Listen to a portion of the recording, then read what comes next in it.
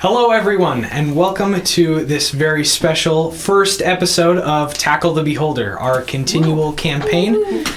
We are very grateful to have you here and to be able to start this off. My name is Liam Stanfield, and I'm the Dungeon Master for this campaign set in the Forgotten Realms. We're joined here today by all of our good friends. First, Milo Stanfield. Yep. I'm Matthew Smith. JD Snow. I'm True States. Nikki Bouchel. And Bailey Westberg. Off to an amazing start. I had to throw in the finger guns. Yeah, the finger guns are very important. Now, just as a... I was going to do a twirl. Sorry, continue. A full koyak. Dude, I want to see it. Let's see it. Do the twirl. Do the twirl. Do the twirl. Imagine if, the backdrop just falls. Everything falls apart Awesome. before you start. Hit the nails again. Just as a disclaimer, we are here today in our campaign that is set within the personal canon of our adventures in the Forgotten Realms throughout our experience as friends playing Dungeons and Dragons together. So some things may be a little different than some diehard Forgotten Realms fans may We've know and torn love. it to shreds. Yeah, that's what's fun. Fun about 6 years of D&D, we've blown this place to hell. Honestly. But Literally. yeah, we hope you enjoy it. Woo. And we'll do a little title thing here. It's the two musicians from session 0. Can they make guest appearances like repeated? Yep. I All right, absolutely who's ready? need to. The theme song is Brain. Let's do it. I'm ready. Ready? Silence, children. Oh, I'm so excited. Wait, I'm really excited. Sorry, keep going. Welcome to Faerun.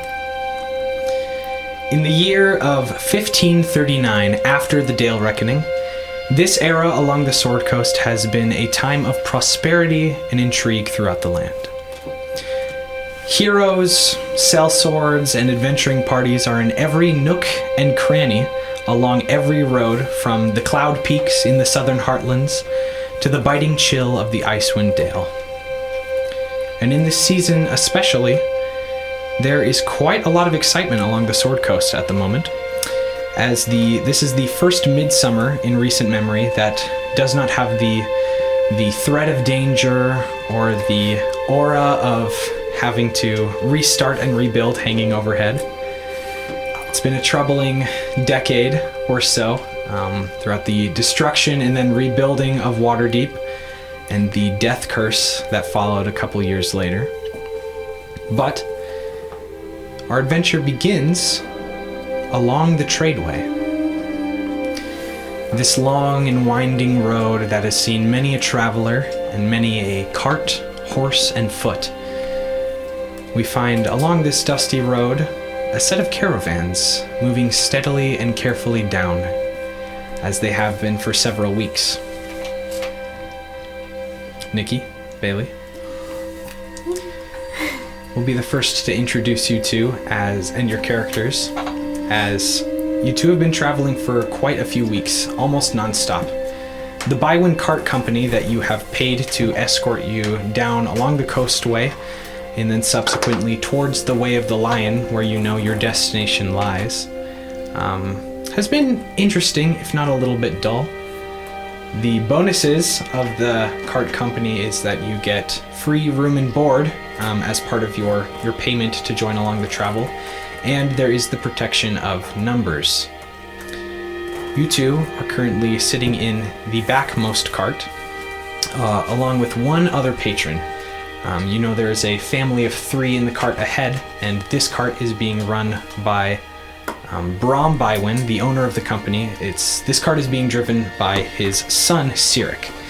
You've come to know Cyric pretty well. He's a very chatty kid of 19.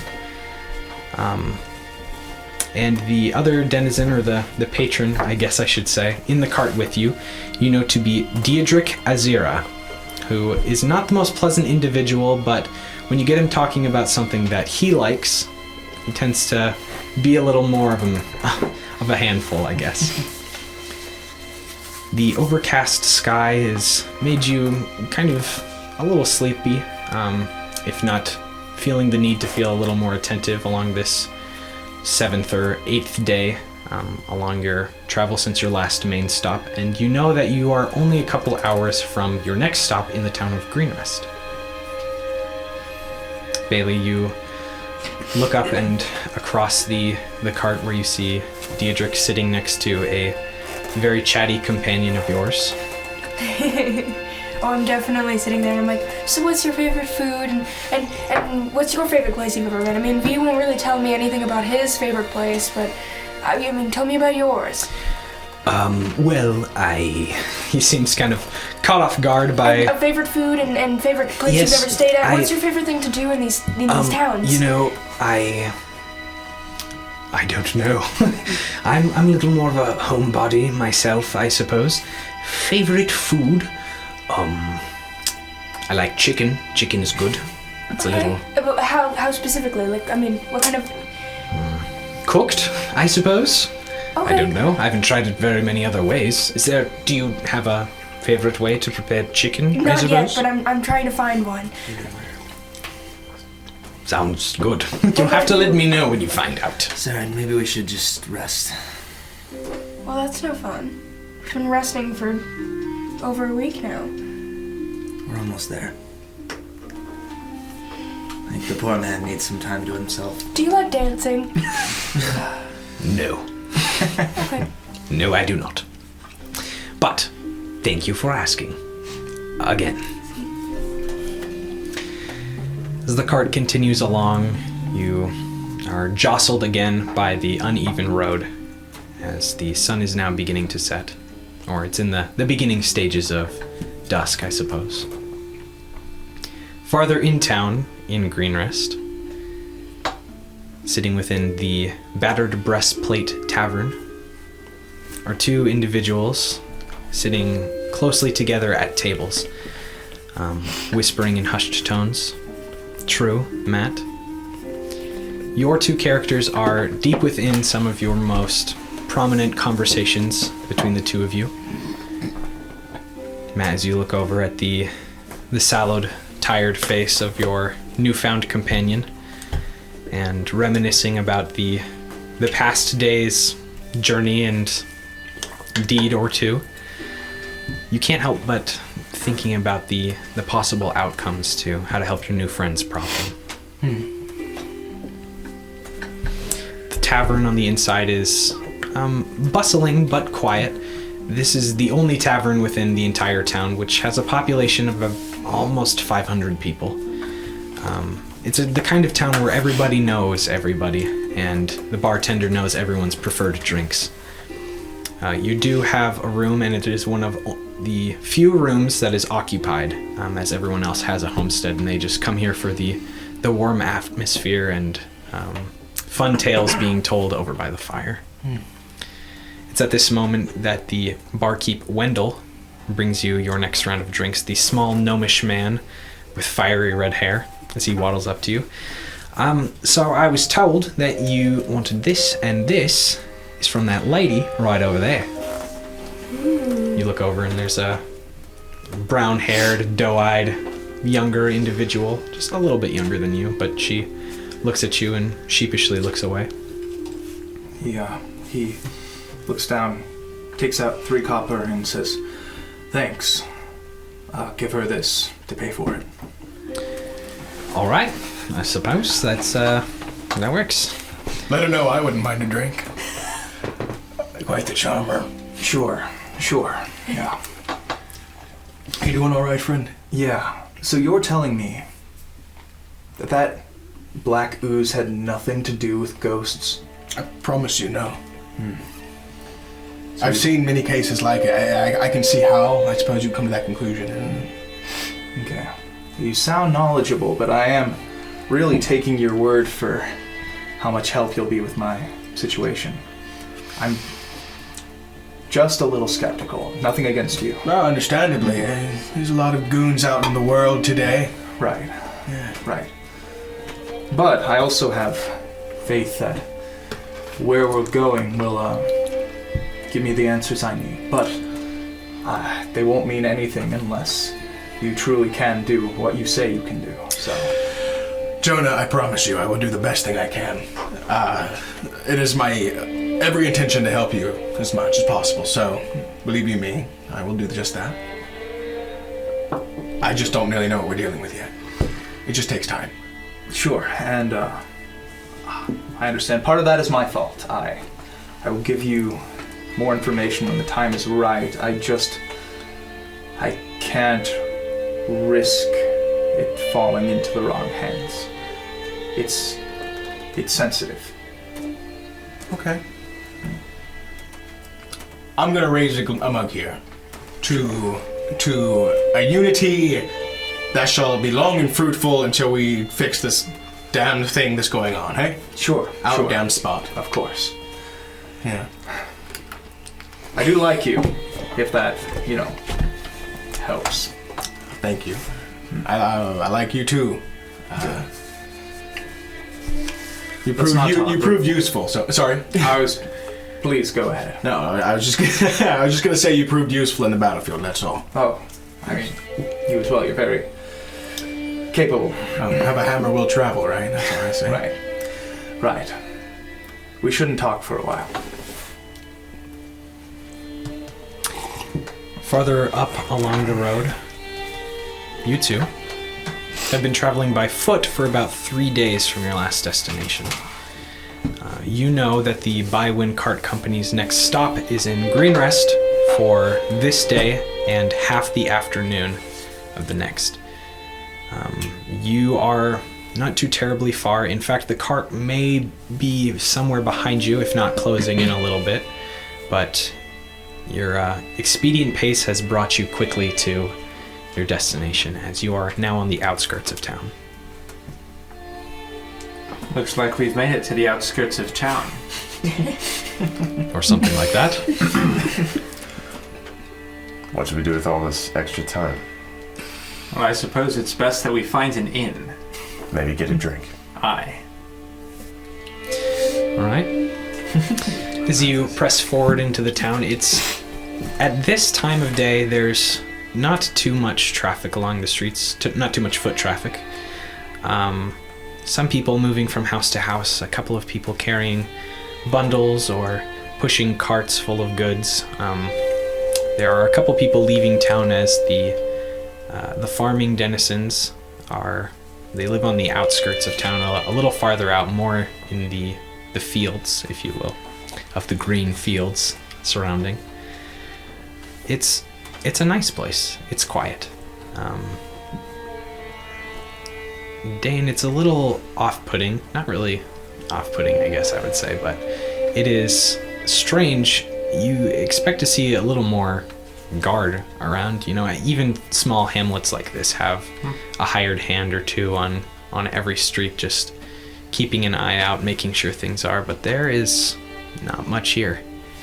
You did notice a large keep coming in out to the west, but you haven't seen any kind of enforcement or anything up until this point. I kind of shrug my shoulders a little uncomfortably and pull my cloak tighter. I noticed. It seems rather open here, doesn't it? Not a lot of protection. Is there a wall around the town? There is not. A lot of the houses where it starts to become a little more suburban are pressed closer together on the very outskirt ring, creating an effective wall of sorts, although it wouldn't be much of a defense considering that there are people living in those houses. But there are markers. You passed fence posts, and a quirk you've tended to see there are scarecrows that are covered in armor, kind of sitting there, and the armor is rusted and smashed to hell, but it's quirky. It's funny. They're silly gourds with faces painted on them, stuck on the head or underneath the helmets. All right, I see.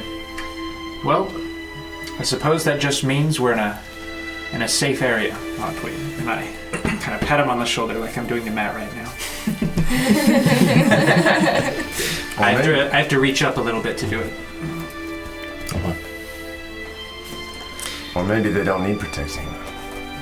Right, because we're in a safer place. Or Or maybe they're pretending to be weak so that their enemies won't expect them to defend themselves. Wow. Just gotta be ready for anything. I don't think you intend to rob any houses here or anything, so we're probably okay anyway. Let's find that inn. As you wander a little bit more, you do see that the few people that there are on the streets are kind of heading in the same direction, and so you assume that they are heading to a tavern or an inn of sorts. And you do find one with brightly lit lanterns outside. It's a little far away to see what the name of it is, but the first thing that you notice of this large bunker-shaped building is there is one of these scarecrows with a suit of armor, but a very, what used to be elaborate breastplate of some kind that has been crumpled like the oldest tin can you have ever seen. And there are several fence posts and wooden bats and a single just kind of heavy-headed mallet on the ground next to it. I see. About 30 feet ahead of you, you see one of the villagers just kind of walk by and pick up a bat and boom! Whack it before dropping the bat and walking in with a laugh. Nice. I walk up to it and I give it a little rap with my fist and then I keep going. Gives a hollow as you look up at the sign that says the battered breastplate. That's fun. Yeah. Good. Well, Good. you suppose You I too. should knock on it too? I think we're okay. I think we can just. It's up to you. What do you? Do you think they'll be offended or not? No, I don't think so. I'm not gonna do it. Okay. I mean, you know what they say. You know, when in water deep. Do what water Davians do. Yes. As you enter the interior, you two see two figures walk in. These two, a little more ostentatiously dressed than the denizens of the hamlet that live here. If you two would like to describe yourselves. Heck Us? yeah. You go first. Tall hobgoblin, mid-40s, large cloak, scars on face, long sword on back, What about the hair? black, slicked back, chops. Oh, good. Is it like kind of thin hair, or is it like a luxurious mane kind of thing? It's like a luxurious man kind of thing. You could be a cover girl model. Maybe. It seems a little unwashed. Oh, okay. Unkept. Never mind. Kind of like Severus Snape type. Maybe not that far. I mean, we'll bleep that in post. I was gonna say. I said cover girl. We can say things. I don't think you understand how copyright works. It's like We get smited if we say anything that could possibly be copyrighted. it's like a generic wizard. Anyway, sorry, continue. And beside him or below him, You see a dwarf with thick red hair that's kind of close cut and brushed to the side in a very stylish way. Who has a mustache that is not connected to his mutton chops and a very strong dimpled chin. He's maybe 4'11", 4'10", and he wears a cloak over a vest that goes all the way down to his knees, and he wears that over a chain shirt. He has a battle axe strapped to his back. He carries a pipe in one hand until he clamps it between his teeth. Nice. Like it. Thank you. For the sake of description, if you two also want to describe your characters as Dane and Kane, as you both kind of give a once-over of the room. I say, well, look at those fellows, Kane. Where? Sure, yeah. Not your average villagers. On your left or right, Don't stare. whichever the direction that is. You see about a 5'11", 6 foot brawny old man. He is not human, but in human terms, or what he would seem to be, he looks like he's about 70 years old, relatively or so. He's got ash white hair that flows back behind him into a small ponytail that's unevenly cut, so you have like the shorter on the top and then it kind of curves down longer on the bottom. Covering his mouth and nose is a very steampunk style mask. It has a lot of tubes going around that deliver a special sort of air to him as well, including up to his nose. And then he is wearing breastplate. He's wearing a full set of armor, and sitting on the floor, leaned into his knee, would be his great hammer, sitting there with him. His skin is rather ashy almost. He looks like almost like the end of a cigar, like that's been burnt away. And then deep below the cracks of his skin, there might be a faint glow or ember that seems to be pouring out of him. But yes, that is Ronan that you see. Very cool.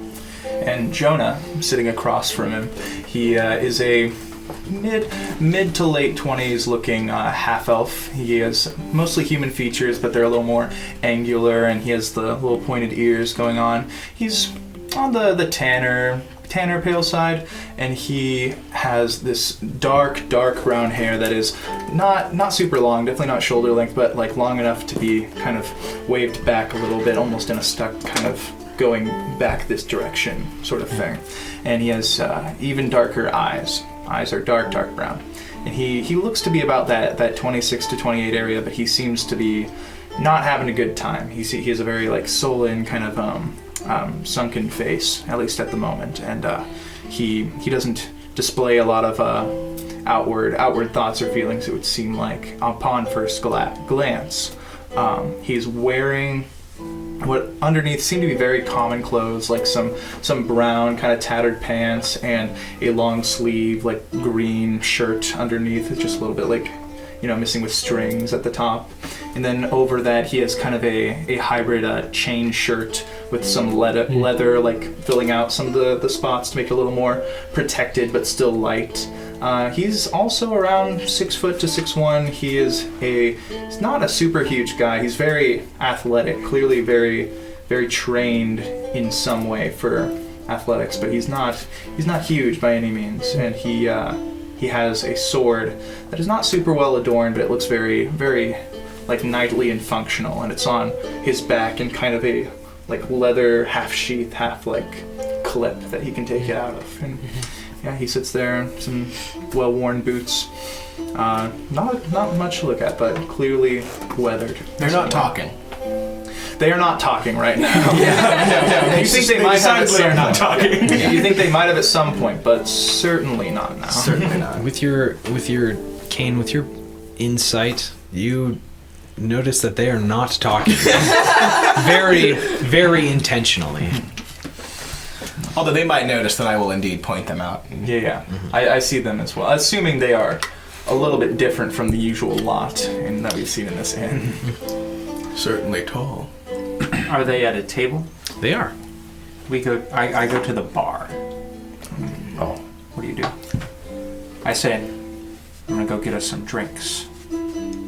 Well, maybe I'll head over to the people over there and we can introduce ourselves after you. Oh, should we go at the same time, or do you want? I guess do you want me to go with you and then I'll go get drinks? I'll come with you first and then we'll go with our drinks. Okay, that sounds. That's the plan. All right. Ronan. Yes. I think we should keep an eye on these two. I don't want to get into it, but we should just be on the lookout. Okay. We got our drinks. You approach the bar and they're standing, I suppose. They're standing at the same height as pretty much everyone else sitting down. Is a, you can immediately tell it's a gnome, which is a little strange because their head height is very similar to everyone else sitting at the bar. He's got a little table back there. You can guess that there probably is a little table back there that he's standing on. Okay. But as you walk up, he's like, "Hello there. How can I help you?" Good. We need of a few things. I'm sure I can have a few things for you. Well, I slide a gold piece across. He I say, he pulls a little napkin or a washcloth, I suppose, and he is washing a mug in the table, and then he just kind of washes over it, and the coin disappears. How can I help you? well, first off, we need your finest ale. All right, Dwarvish, if you have any. of course. And our second thingy that we require from you is information. I might know a thing or two about thingies. All right. What you looking for? As he Well- reaches under and pulls out a stout, but wide, kind of bottle. You have any news about some kind of cart company coming through town on its way to Candlekeep? Oh, the Bywin. Yeah, Aye. yeah. The Bywin hasn't come in yet. It's coming a little later in the day. I'd say right around sunset. Why do you ask? You said you're going to Candlekeep. Maybe. The Bywin doesn't take you all the way there. It'll pass right by it, but you can make a stop in. God, I always forget the name of that place. It's the stuffy town with all the religious folk up there, you know. But you can stop there and. Eltera. No, not that Different one. religious town? Yeah. Okay. It's Trying to think. starts with a B, I think. I haven't lived on the Sword Coast in a while, my friend. Oh, but- where you coming here from? Oh, you know, here and there. Ah. But I was curious if you knew where those strange fellows over the table over there are coming from. They don't look like the average Oh. regulars. No, they are not. They've been quite helpful around here, actually. They helped out a couple of buddies of mine up north. Some of them, the farmer folk. But one of them is. Word's gone around. He's a pretty good exorcist, the kind of guy that Interesting. casts out spirits and such. You know what I'm saying? I do. Yeah. And the other one apparently just kind of helped out. He's pretty handy with that sword on his back. You know what I'm saying? Exorcist and his sword arm. Something like that. Only known each other a couple of days, but I won't say they've been the most talkative to each other, but they just sit there at that table and they converse, and then they go up to their room and wash, rinse, repeat. Well, Baragost, by the way, that was the name. The town is called Baragost. all right. I'll It's remember it's about that. a half day travel by foot, quarter day travel by horse from Baragost along the way of the lion, and you'll find yourself at the gates of Candlekeep. Well, thank you very much. Of course. Anything else I can do for you? No, but we'll keep that in mind if we decide to head to Candlekeep. Sounds good. You might want to hold on to this, and he slides the thick, heavy bottle over to you. I will do. And, is there anything else that we'd like to ask for help in from this generous fellow? Wendell, by the way. Wendell, good to get your acquaintance. And I look at Kane, and then I... No. I don't think so. All right. All right. Well, if you ever need anything else, Wendell's got you. All right. Well, I think we at that point I'm gonna turn around and kind of take the bottle and some mugs over to the table over there. I'll just. You're supplied with some very nicely hammered metal mugs. They're a little rounder and a little more makeshift. It looks like Wendell probably made these all himself over the course of many years. But they're nice. They hold a decent amount of liquid. So. Well, I walk up and I slam them down on the table and I say, I hear that you fellows are just your regular do-gooders. I thought I'd buy you a drink. My hand on the other side is on my dagger. Very slightly. That's kind. But we're not looking to drink too much. We have a day of travel coming up. Well, all the more for me then. Jonah can speak for himself. I'll steal the mug. Thank you kindly, strangers. It's not often we see such kind spirits on the roads. Yes. Alone myself, anyway. Sorry, Jonah. What brings you to town? We're passing through, Right. hoping to tag along with the company. Company. What company are we talking about? The one passing through this evening. if I'm The correct. Bywin Cart Company. The It's Bywin card companies? Have you heard of them? headed roundabouts Barragost parts. Oh, you mean the old route to Candlekeep? Just about there. Got it. Oh. Okay. I didn't know the Bywins were on their way. That would help. Are you all headed to Barragost as well? Well, for no particular reason, but I mean, if there's a cart going there anyway, that could be helpful. I myself am on the way to Candlekeep, so yes. I, as well. Oh, okay, Jonah is going with me, it sounds like. So yes, that sounds like a perfect unity, yes. Well, what actually brings you here? Yeah, this seems a little too perfect. Why are you here? Right. This is a little strange. I mean, excuse the skepticism. Right here in this tavern. Well, we're actually here to meet with some people. You may have heard of them, the Bywin Cart Company. I heard about them a second ago. All right. Well, When you mentioned them. that is why we're here right Okay. now. Alright, Jonah, I guess that's the summation. Sure. All right. I'm also going to Candlekeep. Right. To be perfectly honest with you. I hear it's lovely this time of year. Indeed. Why are you going? There's If you don't mind me asking, you don't know me an answer. There is a burst of warm summer night air as the door opens, and in entering is 2 or 3 individuals with large kind of leather instrument cases covering their backs as they walk in chatting with one another and gladly take to the stage where they sit down kind of in their own corner, and it looks like they begin to prepare for what may be some entertainment this evening. Did you say that the instrument cases were large?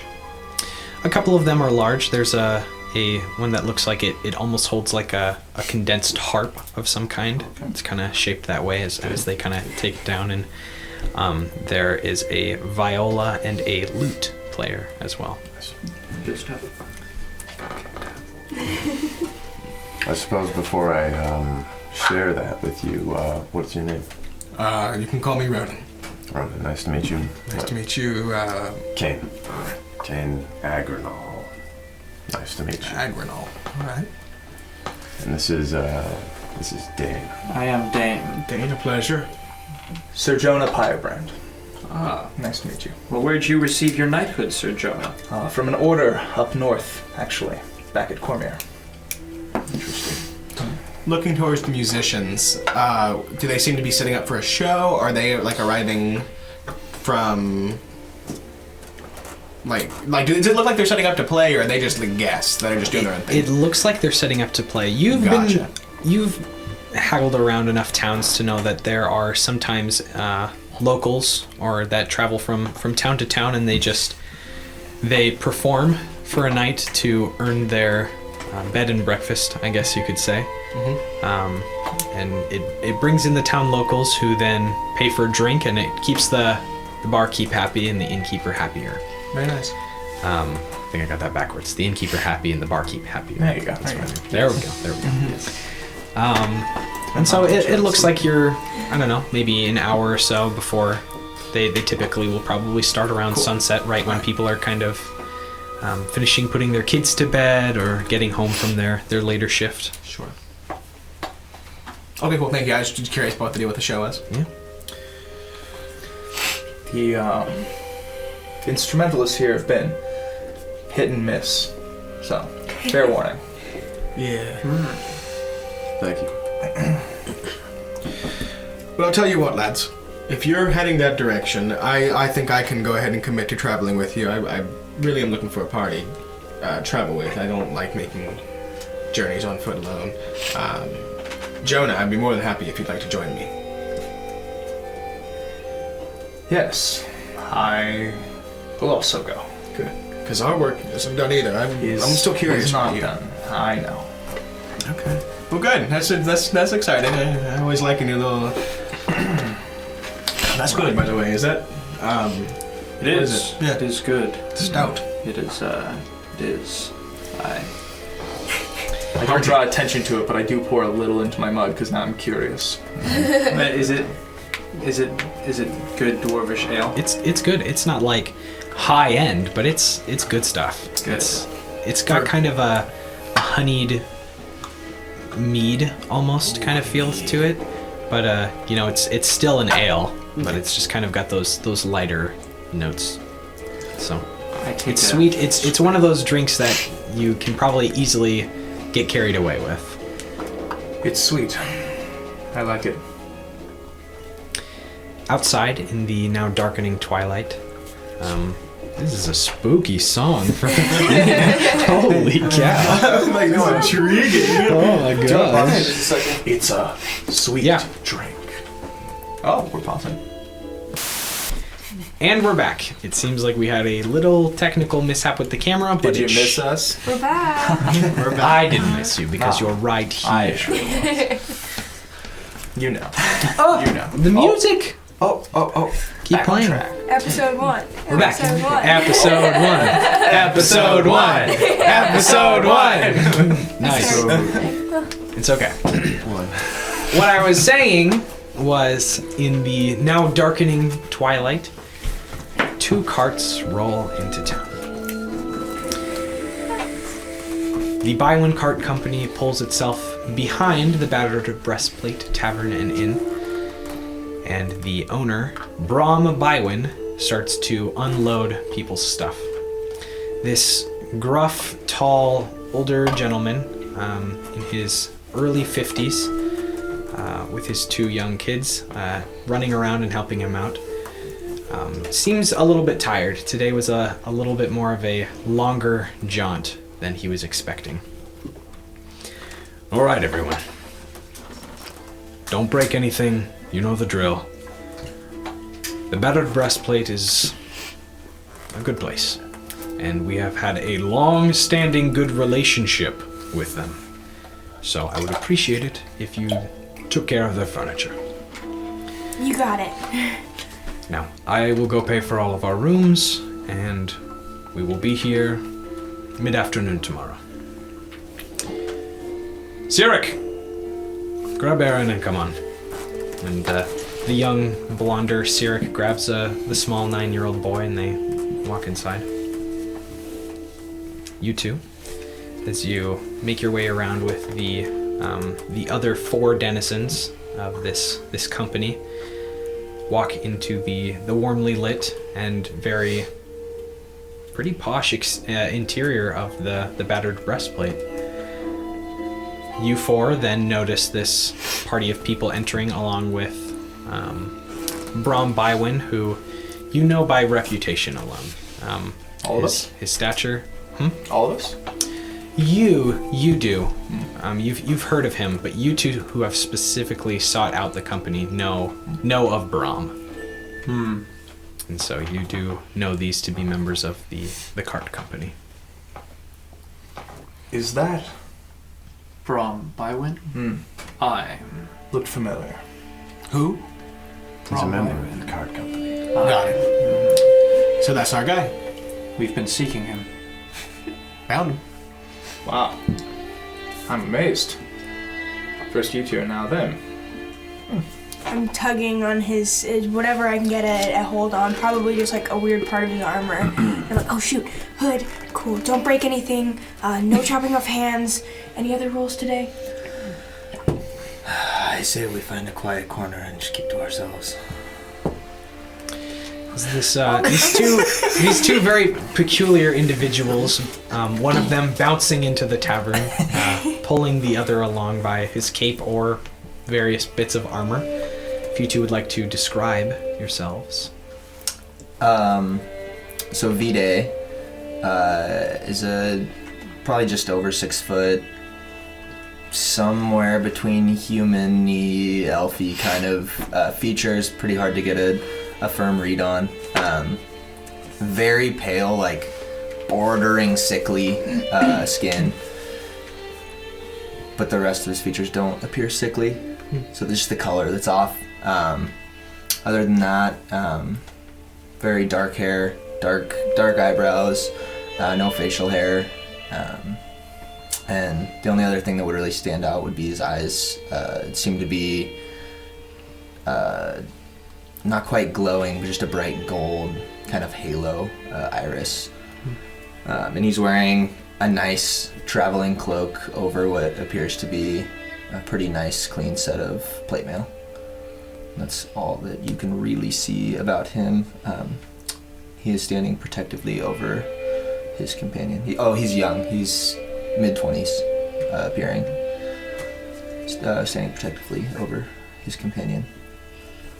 So Saren, before she puts the cloak on, as remembered, she definitely is the most unique figure in this bar, with just kind of black, kind of wavy, very blunt, short bob with some bangs, a splay of constellation-like freckles that as soon as she puts on her hood start to kind of dimly glow, with very bright eyes, very bright, like almost blues, and it seems to kind of shift a little bit. Aside from the black cloak kind of covering over most of what's going on, she has a very eccentric outfit on with kind of this, billowy blue undershirt with speckled with some stars, and kind of very light, silvery, like corset leather armor stuff going on. Just very like over the top, sparkly, like it's a lot, but the black cloak does hide most of it. She's kind of going over her rules for how to behave and covering herself. But the shine of her freckles do kind of poke through the dim light of the cloak.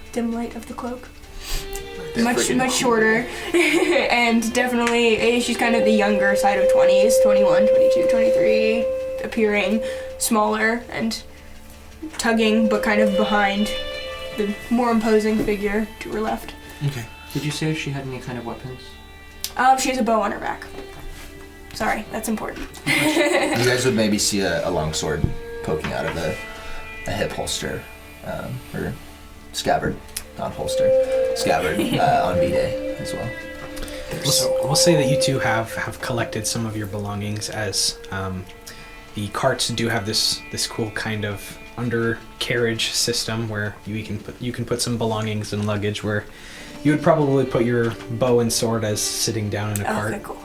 You might not, I guess, Vide. I would probably have mine. You would probably hold on to it. I'm ready to socialize. Yeah. No bow for me. I spent a day in a cart fully armored in plate mail. I would probably have my sword. You most certainly did. So, who are those two in connection to the company? Do they help as well? They look like hired guards. Oh, okay. Hired? They're so strange looking, though. That's the Right. plan. Where do they hire from? Mayhaps some kind of wandering adventurers that... Are you guys whispering, or would we hear you? We certainly It's- don't want to say that within... Okay. You four are sitting at a table kind of more tucked in the back, depending on where you two would originally kind of sit. And you have just barely come through the door, so Okay. although this a little more crowded than the rest of the room table sticks out to you, with the various strange figures there, you don't hear them. They don't stick out too badly. I'm waving at people excitedly. Saren, I'm gonna go try and find some fresh water to wash off the ride. Can you please grab us some drinks and just try to stay quiet? What do you want? I know it's something to drink. Okay. I'm gonna run up to the bar. I'm just cutting him off completely. I'll try and water just find a well or something, just kind of splash and... Yeah, you know that there is probably a basin in the back too to clean yourself up with. So as you kind of head to the back, Saren, you head off to the right side of the room from where you're entering in, and you find Wendell, as that I've described a couple of times. Describe him again. No, just kidding. He's got fiery red hair. And he's really thick and full of mutton chops. He's got a very large nose for a gnome, and he's just got the biggest smile on his face. And his eyes match his smile as this peculiar individual approaches. How do you do that? How do you do that? Thank you. It just happens. I guess this just happens as well. It's I like it's a family trait, I guess I would say. It's very bright. I got them from my mother. Okay. It was a joke. It was a joke. I was teasing. It's funny. I like drinks. Drinks. Something that's someone kind of large and grumpy and works with a sword, and something that he would like, and then something sweet for me. And I don't have money. Make a persuasion check. First roll of the game. First roll of the game. Okay. Phones. Tiny phone. 12. 12. Blink, blink. Okay. You blink your big blue doe eyes. And he goes, I think I might be able to help you out, but I've got a question for you, and a very important question. For the big guy, you asked for something that he might typically like, but do you really want something that you think will put a smile on his face? I would love to see him smile. I knew you would. Yes, I've tried this whole journey to get him to like me and to open up a little bit more and give me something that'll do that. Oh my goodness. That sounds like quite the trial. Well, I am sure he will be amazed by what you come back with. Okay. Give me 1 minute. And Okay, thank you. He rushes off to the back. You wait for a moment or two, and Vide, you come out from washing up and you head to the bar where Saren is. Saren is giddy. And after a moment, you see Wendell coming back with. You've seen the mugs. They're small. They're rounder. They're hammered. I've described these before, but these ones are taller and more cylindrically sound. I guess there's not as much hammering or differentiation. He comes back with 2 very tall ones and several fine china glasses. Ooh. And he starts setting up. All right, this is a favorite here in the Heartlands. All right, you must be the big guy. This little pocket of sunshine here has ordered you a Western blazer. That sounds fun, right? And he begins pouring things into the into one of the larger kind of. Oh shoot! What are they called? Mug? The mugs. Yeah, I guess. Das Like Boot? shaky? Das Boots? Yes, they're now both metal Das boots. Let's drink into Das Boot, please. They're just real shoes. Yeah, they're just. That's where we're at. You're like, oh wait, where did my plate? I'm like, they're on the table.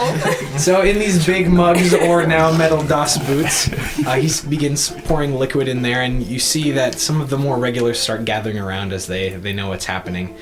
And he reaches under the table and he grabs a small stone, it looks like, and a piece of steel before he. And a fire begins to light in one of them before he starts pouring them back and forth, and the stream of flaming liquid expertly. Let's see. My eyebrows are on fire. Saren, what have you done? Expertly. There we go. Very well done as he begins to pour it back and forth, and he attempts one kind of trickier move where he does a splash upward, and it spreads out a little bit more, and some of the flaming liquid goes on the table, but it quickly burns out. It's like Benihana over there. I was gonna say, I think someone's having a birthday. Before he and kind of stops out the flame with the oxygen and pours in the steaming hot liquid and the little china cups and slides it over to you too. That was so cool. Thank you. Oh my goodness. You have to take the first sip. How small are the cups? It's not like a dainty little china cup. It's like a larger, thicker shot glass, I would say. Okay. It's like it's probably a good couple of sips or two. It's a very hot liquid, as you can see, as it was just on fire. Okay, I'll take a sip and swirl it a little bit and look at it. Does it look? It looks nice. It's kind of a lighter amberescent color. Okay, and I'll take a sip while kind of locking eyes with Wendell. For such a marvelous display, it is a very light drink. It's very sippable and warm and tasty, and it feels pretty good. It's definitely not a lot, and so you're kind of wondering how much this may have cost for this little of a drink before he fills you up a second time. It seems like the mugs themselves are yours, but they're made to be drinking out of these little china cups. Well, thank you. You're welcome. Don't thank me, actually. Thank your friend. And he turns around and walks away. I'm getting it. Getting what? The whole, like you can leave me in charge of things now, right? Flaming liquid in the air isn't exactly laying low. It was very cool, wasn't it? And look, we have all of these friends now, and I'm waving to the people surrounding us. It was pretty cool, wasn't it? See? I really like it when he does that. It was... Not friends. Woo! These guys are Yeah! Oh my god. Can I walk up to them? Yeah. And I'd say, well, I couldn't help but notice you with that wild display. See, this See, is what this I'm is talking friends. about. No, this is good. I know, wasn't it cool? You see, it was indeed, and so thank you. And also, we couldn't help but notice you came in with the Bywins cart company. We did. You see, our little group over there, and I kind of gesture to them. We're planning on journeying with said company. Great. Just tugging. And, I heard them. Thank we you. wondered if you'd like to maybe join us for a drink. Why not? Really? It'd be rude to say no. What was your name? Dane. Dane Ironfist.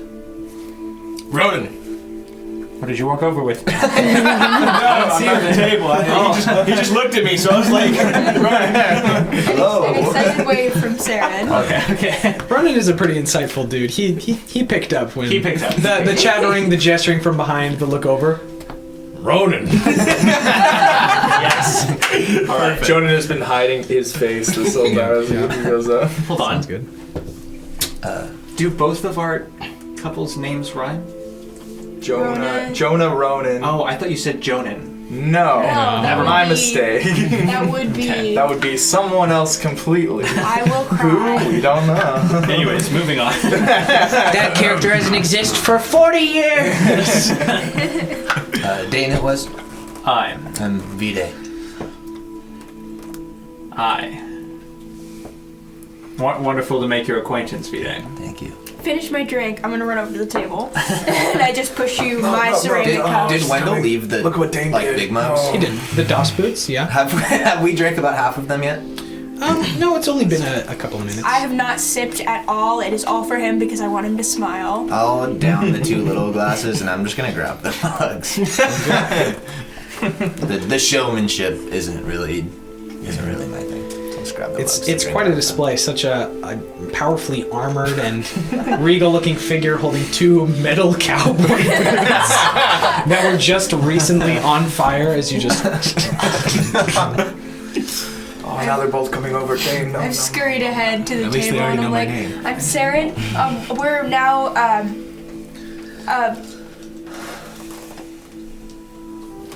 I look back behind as you are approaching. We're now what? Friends? No.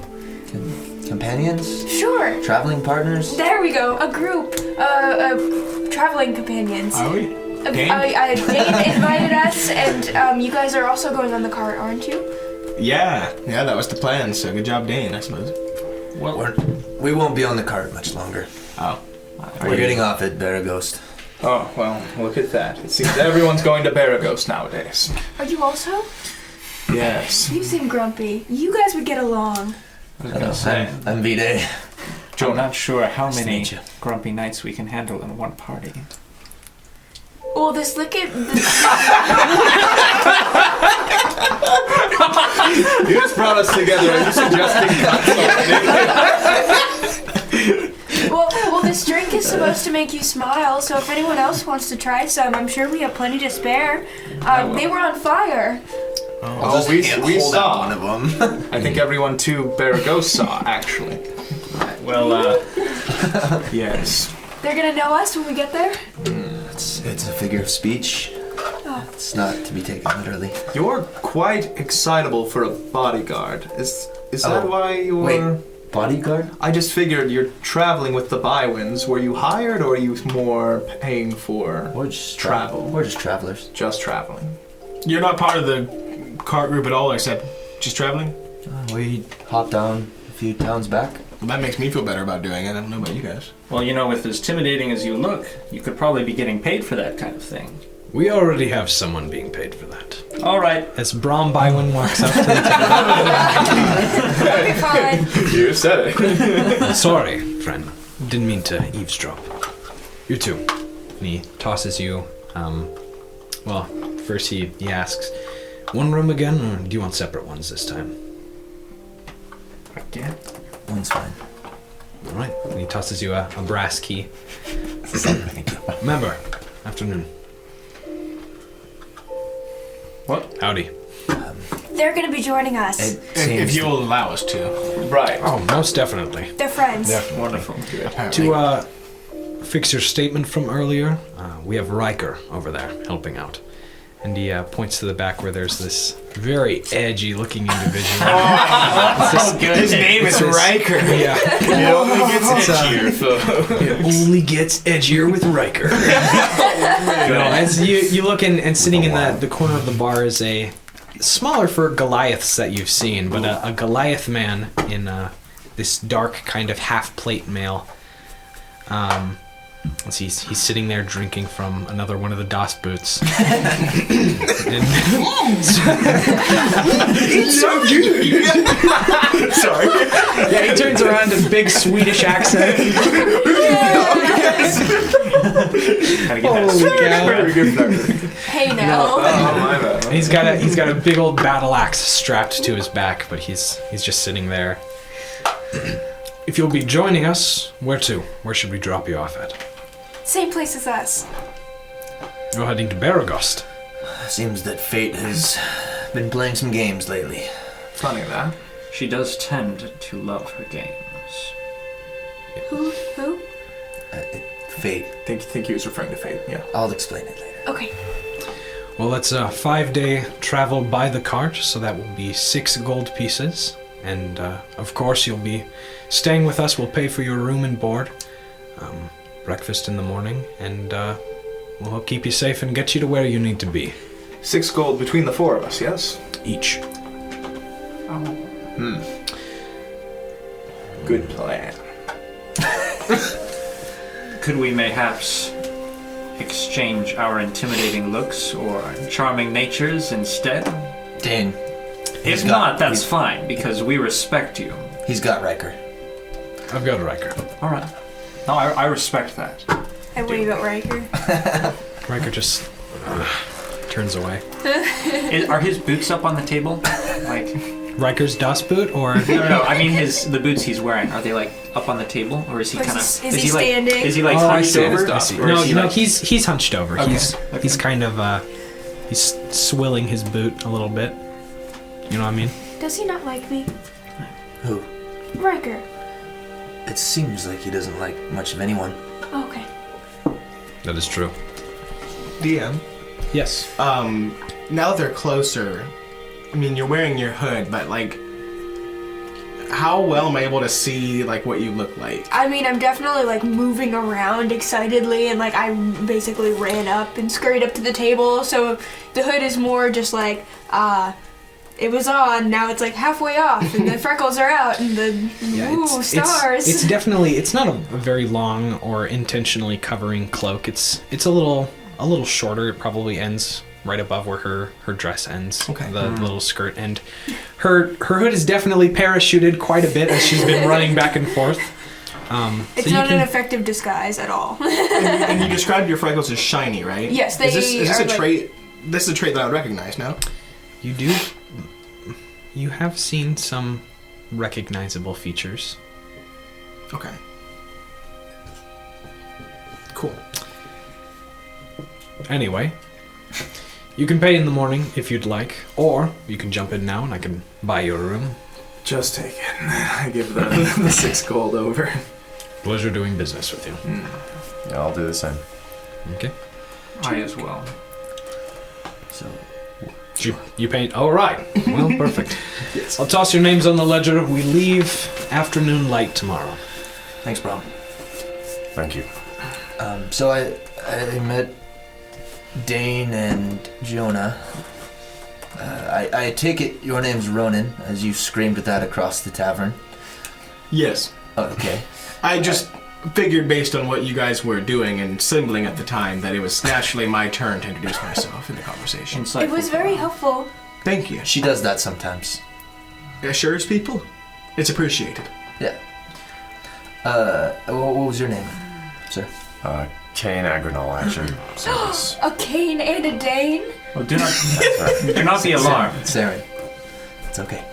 it's People have names that sound similar That sometimes. is kind of I know funny. that hobgoblins can intimidate They're people. large. Nice. Okay. I thought you were He's saying quite because of short. the rhyme. that's why. Don't be that's what I was intimidated. asking. Well, Don't be he's afraid of the adorable. rhyme. It's not that bad. He's quite short. I don't know what you're talking about. Kane, Ronan, my name is Vide. Nice to meet you. This is Saren. Sarah, Vida. Sarah. Got it. Well, I can't help but wonder where a lad like you could get such fine armor. It was gifted to me. Do you guys like dancing? What's your favorite drink here? Where have you been? Oh, me? Oh yes, Always. everyone. Well, you see, I like to travel, and my favorite drink is the Dwarven Mead, and I am a fan of dancing. You are? I do enjoy dancing. Did I hear dancing? Oh no. Is it about that time today? The strings of fate shall play again. I just shoot a look at Jonah and I'm like, eyebrow raised. Like, I like how this is the first interaction that they have with each other. As the performers Make a persuasion check against me. as the performers now filled with drink and ready to play start playing a soft ballad tune, we see there are a couple of villagers that at the shout of "Did I hear dancing?" begin to stand up and start slowly waltzing with each other. Some a little more drunkenly than others, but still it's a nice sight. I think I'll head to my room with that. It's nice to meet you all. I'll see you in the morning. Hi. Nice to meet you, Kane. We'll see you, Kane. And I walk over to Wendell and I just say, nice mugs. And then I go to my room. Thank you. I worked hard on my mugs. I look at some drunken couple on the dance floor and go, they're doing the waltz all wrong. Well, How mayhaps do you you would do like. it? Jonah, you do catch that across the room with the same girl who bought you a drink earlier is shooting you glances and then sheepishly looking away, as if waiting for something. I get kind of like a tap in my foot, and I look over at her, and I It kind of appears that lady is into you. I see her, Saren. I Go see- talk to her. I don't know if I'm going to do that. Do you want me to go talk to her? No, don't do that. Don't. Saren, I would be absolutely delighted if you were to go talk to her for him. No. Do you think that, no. Saren? Should I do To that? demonstrate to her that you're a good dancer, shall we dance the waltz? Jonah, I would be delighted if you would dance with If it me. means I do not have to go and talk to her, we can do the waltz. All right. Well, can I go talk to her? Well, let us. No. Do you prefer to lead or? I'll leave. Yeah. All right. Sounds wonderful.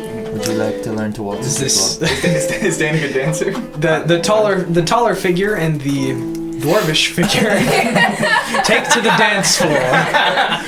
Both of you I'm roll. yanking. You can both roll performance checks, or one of you can with advantage, as you are assisting each We other. do follow as well. Yes, I and I'm follow gonna him. teach her how to waltz. Me too. Let's just both roll. Okay. During all of this, I would like to be old man tapping my foot and cheering on people as I cannot dance myself. I got a 12. I got a straight 20. Oh, Dwarf got some moves. Are you two dancing? Toes. Yes. Yes, I'm trying to teach her. Okay, why don't you make a performance I check? mingle with high advantage? society every now and then. High society goes with you. That'll be No, I 22. 22? Sheesh. 19 plus 3. Some good dancers in this group. Dance! I pick it up very quickly. Well, as And I did a lot of my as own you little take flair. to the floor, you two first. Jonah, you begin showing your practice and your proficiency. That's the word I'm looking If for. I may, he doesn't have a lot of music within him, but he you can tell that he is very like his muscle memory is really like kicking in. Like he's clearly practiced a lot, but there's not a lot of finesse or like groove to it. And your lead is suitable. It is a very good waltz before your surprisingly charismatic friend here starts throwing in moves that you quickly begin adapting to. There's a there's a twirl here and a dip there. This girl is probably so confused. A wonderful display. I am heavier than I look, though.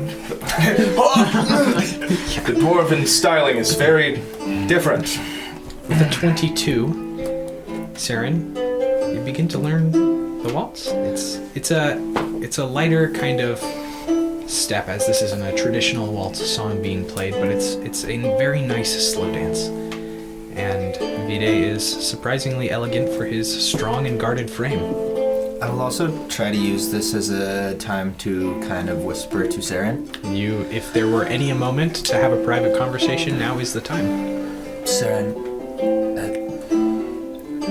I just want to ask you to be careful with what kind of information you disclose.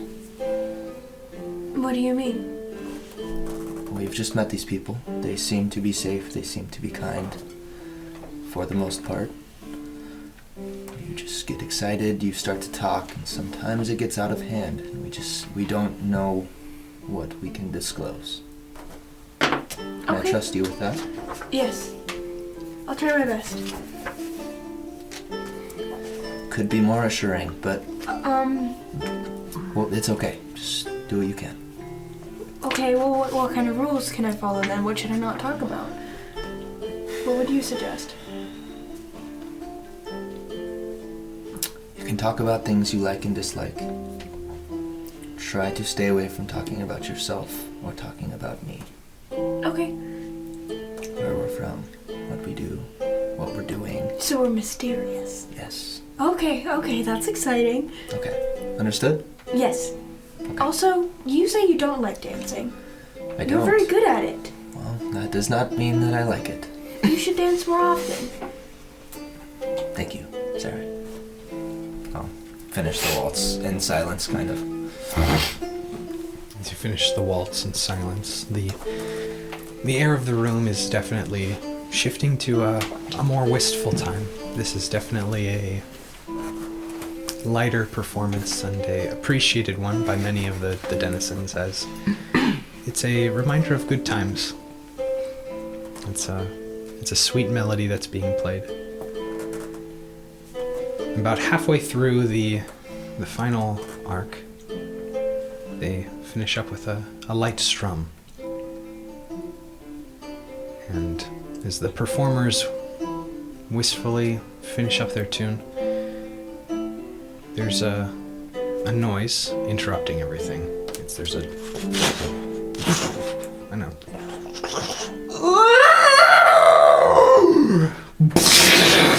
From outside. Uh-oh. Oh, the music! No! Everything goes silent. Episode 1. Episode 1! Episode 1! Here we go. Found it. I fixed it. Oh! There is a. That was great. The lights. It took me aback. Yeah. That was good. That was good. The loud noise of a large smashing sound, the whinny of scared horses, and something a little more dangerous and deeper is coming from outside. As you, Kane, as you were heading up to your room, and in your room you do hear this noise as well. You do have a window to look out of if you wish. I do that. You look outside and see... Oh, that was it? Gosh dang it. Is anyone still sitting at the table? I am. You are? We're dancing. I make eyes at you, and then at my battle axe. Again, as you look outside, you see one of the Bywin carts smashed to pieces against one of the houses on the other side of the road, and two very large, dark shapes outside running and continually smashing into things. There are citizens running around. It is dark and a mess out there. Not good.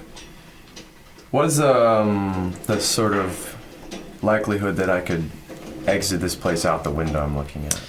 Of your frame, probably not very well, but it is just a quick run downstairs. Okay. The thought went through my character's head. Yeah. But he goes downstairs. All right, as you run downstairs, all of you standing at the ready now, you see Kane running down the stairs, and the door is being opened as people are looking out, and there's... Oh, what the hell is that? Oh my god! I'm gonna run towards, slide on the table as I grab my sword that was at the seat, and just run to the door at the ready. I'd like to make eyes at Ronan. Grabbing his battle axe, I just throw it at him and stand up, grabbing my hammer to run out. I reach for my bow and realize it's not there and panic. Fetch your bow. Be careful.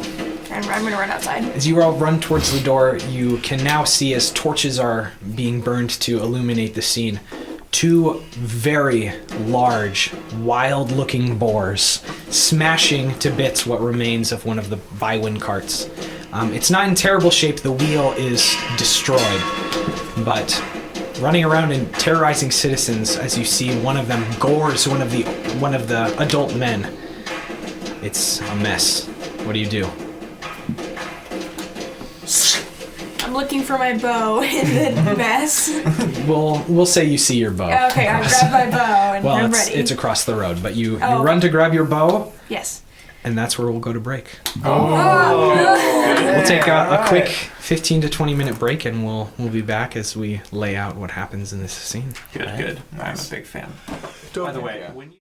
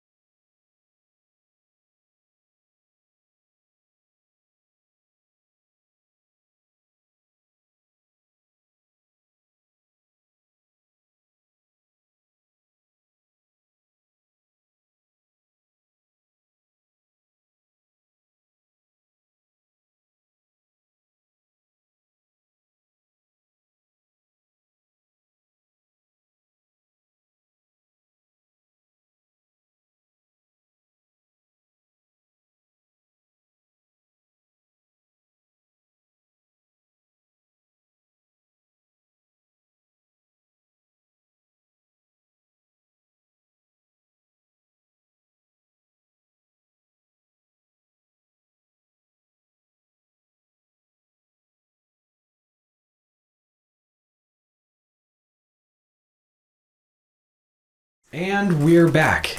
Now, I think we all need to start by rolling initiative. Heck yeah. Oh yeah. Come on. My first roll, I gotta use my special metal dice. No, is that the Metal. It's a 2. Better than last time. Hey, progression. 2 1s in a row and then a 2. Oh, and 1. It's not bad. Hey, I. Bailey and initiative. Time for Dad to pull off the combat It's ceiling. true. Initiative hates Bailey. Yeah. Oh my gosh. Everything else. Good thing I have a gnarly bonus. Hey DM, Yes. combat sandwich. You got a combat sandwich? Combat sandwich. Holy cow! You got to keep up on that protein. That protein intake is important. Combat. It's a combat sandwich, Nikki. It's a combat sandwich. Sorry. Next time you go to Jersey Mike's, okay, can I get the combat? Next time you go to generic sub store. That's not how copyright works. 25 to 20. 15 to 20. 15. 18. 18! What's your bonus? My dex is +3. Damn.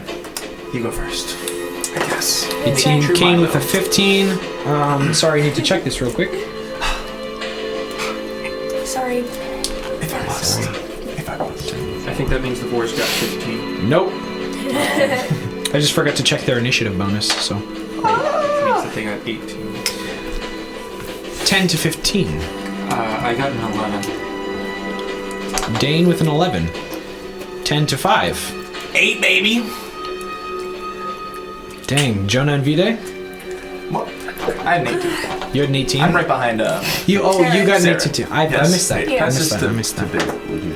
I was like, and then dice jail is Vide on. bringing up the rear with a A 2. 2. This is for you. Yes, that is our lovely dice jail. It's for Gosh, bad dang. boy. All right, Jonah, what is your dexterity modifier? +2. Plus 2. 3. Okay, so starting us off is Saren. Where would you like to be placed? I This first? is yes, you are first. So this is the bar right here. Can you see this all right? Oh yeah. Bailey, can you see this? Okay, cool. Yep.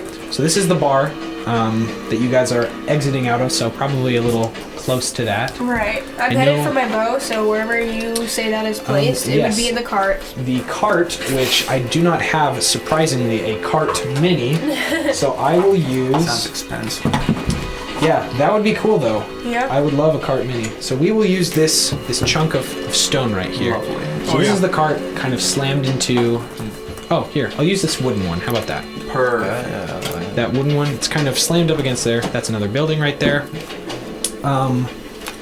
You are probably bum rushing towards it, so if you're exiting, you can... How about, like, right here? Is that good? Yeah, that's fine. I know we don't have a mini for you quite yet, so that's just a little placeholder one with some swords. I'll get one tomorrow. Just Adventures Underground.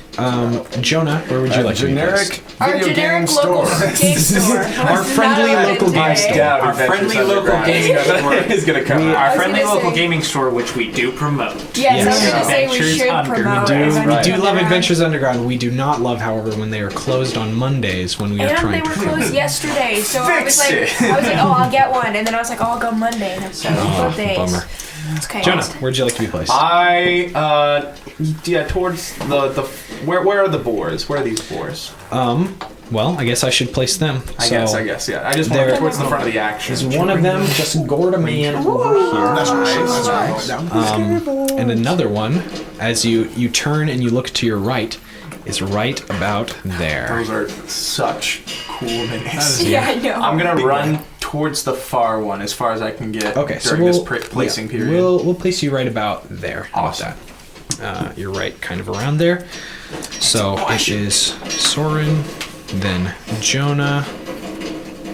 Okay. 15 is Kane. Where would you like to be placed? I was going to run towards the mauled adult man, so I'll probably go the same direction as Jonah would, Okay. So even though he's probably doing that. We'll see what happens. you were rushing out first because you came down the stairs, Sure, so okay. you're probably right about there. All right. Okay. Kane. What's his name? Agronel? Agronal. Agronal. That's a good one. That then brings us to Dane. Where would you like to be placed? Let me see. How far away is that boar on the left from where the entrance is? This one, so the entrance is right about here. It's about 30 feet from the door to get up right next to it. So I'd like to walk about 15 feet closer to it. Okay. 5, 10, 15. We did not have a mini for you either. Do you want... I stole one of those minis. Oh, this is good. it right here. And I Good. saw it lying on my table, so I glued it to a base and I used it. I was going to say, But I used to have 3. Yeah, we'll find a more suitable mini for you later. This one was not painted, so we will get to that soon. Stuff. Is that good for you in placement, Dane? Yes, it is good. Okay. That then brings us to Ronan. It is your turn to be placed. Where would you like to be placed? I'll be happy to go towards the one that's not having as many people head towards it. Okay. I didn't paint a mini for you either because we still need to talk about that a little bit. So I've got this guy with a sword and an axe. It's not quite what it is, but we'll put you about 15 feet over here, probably right behind Soren. And then Vide, where would you like to be placed? I would also be with Ronan and Saren. Okay, you're probably bringing up the rear right about here. So, Soren, what would you like to do? You've won initiative. Okay, so I am making a beeline for my bow. Okay. Can I get there with my movement? Yeah, you can definitely get there. You move about 20 feet and you can see it kind of sticking out amongst your things. Okay, grab it. Will I still get all of my action, bonus action stuff? You moved. Yeah, you still get it all. Okay, cool. I was like, I don't know if you'd count. It's a free action to pick Free it up. action to pick up. Beautiful. Okay, I was like, oh, how deep it's buried. Okay, I'm going to take it and aim for the boar that is currently goring a man. Mm-hmm. So I'm going to take a nice shot. Okay, go ahead and... I'm going to use my bonus action to do my Horizon Walker thing, where I can deal force damage. Deal. Oh, am I within 30 feet of that guy? You are 40 feet away from it. You do have some more movement, though, if you'd like to get within 30 feet. Yes, my speed is 30. Pop me Yeah. over. Beautiful. So you moved about... Now I will use my 20, 25, thing 30. and changed my damage to force damage, and my hands kind of get all... There's like an overlay of like glowy galaxy constellation as I like pull back my bow, and it's cool. If I hit. You see that? That is a good point. On one condition. As No, it's not a 1. the night lights up a little bit brighter as you throw back your cloak and your arm now glowing with the light of 1,000 stars, and you pull back your bowstring and 14 hit? a 14. It does it. Go ahead and roll Yes. damage. Oh, okay. Okay, cool. That's not mine. I lost that one. And Cannot wait. They're out. We'll pause for a second. Wait, what are both out? pausing? Battle map's out. Banana phone's out. Banana phone. No, Banana phone. This one's out. They're just. No. Some more technical difficulties, but now we're back. So Episode 1. Episode one. So good. Holy cow. So, just as a little recap, because I'm not quite sure how much we lost as far as the video or what happened with the audio. Right now, we're starting initiative with Saren, moving on to Jonan, Kane, Dane, and then from there. Well, we'll see what happens. We'll see what happens after that. There are more things on the battlefield. Dingus. Wow. Turn. I'm currently Holy rolling cow. damage. Yes. Doing a cool star. Right. You shot at it. Made one of your star shots. Not too shabby. Not too shabby. It's going to be 14 points of force damage because of my little bonus thing. That's good. And it's all glittery and starry and stuff as I shoot it. Okay. 14, you said? Yes. Force damage.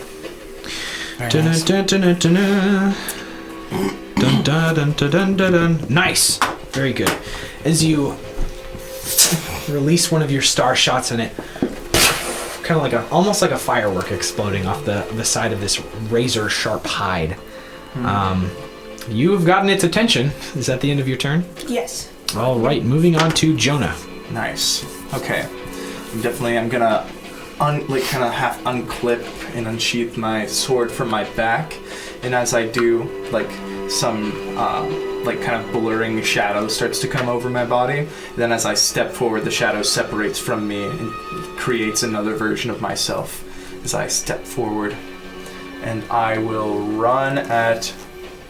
I'm a little... Oh, wait, I think I'm the one closer to... Oh, yeah, there, you're right. That is Vita. Yes, it's okay. This is Just Vita. making sure. Yeah. There you go. Then I'll run forward towards that one over there, and then I'm gonna go low as my echo goes high, and it kind of like jumps over me. I'm gonna stab low and have it swing high. Okay.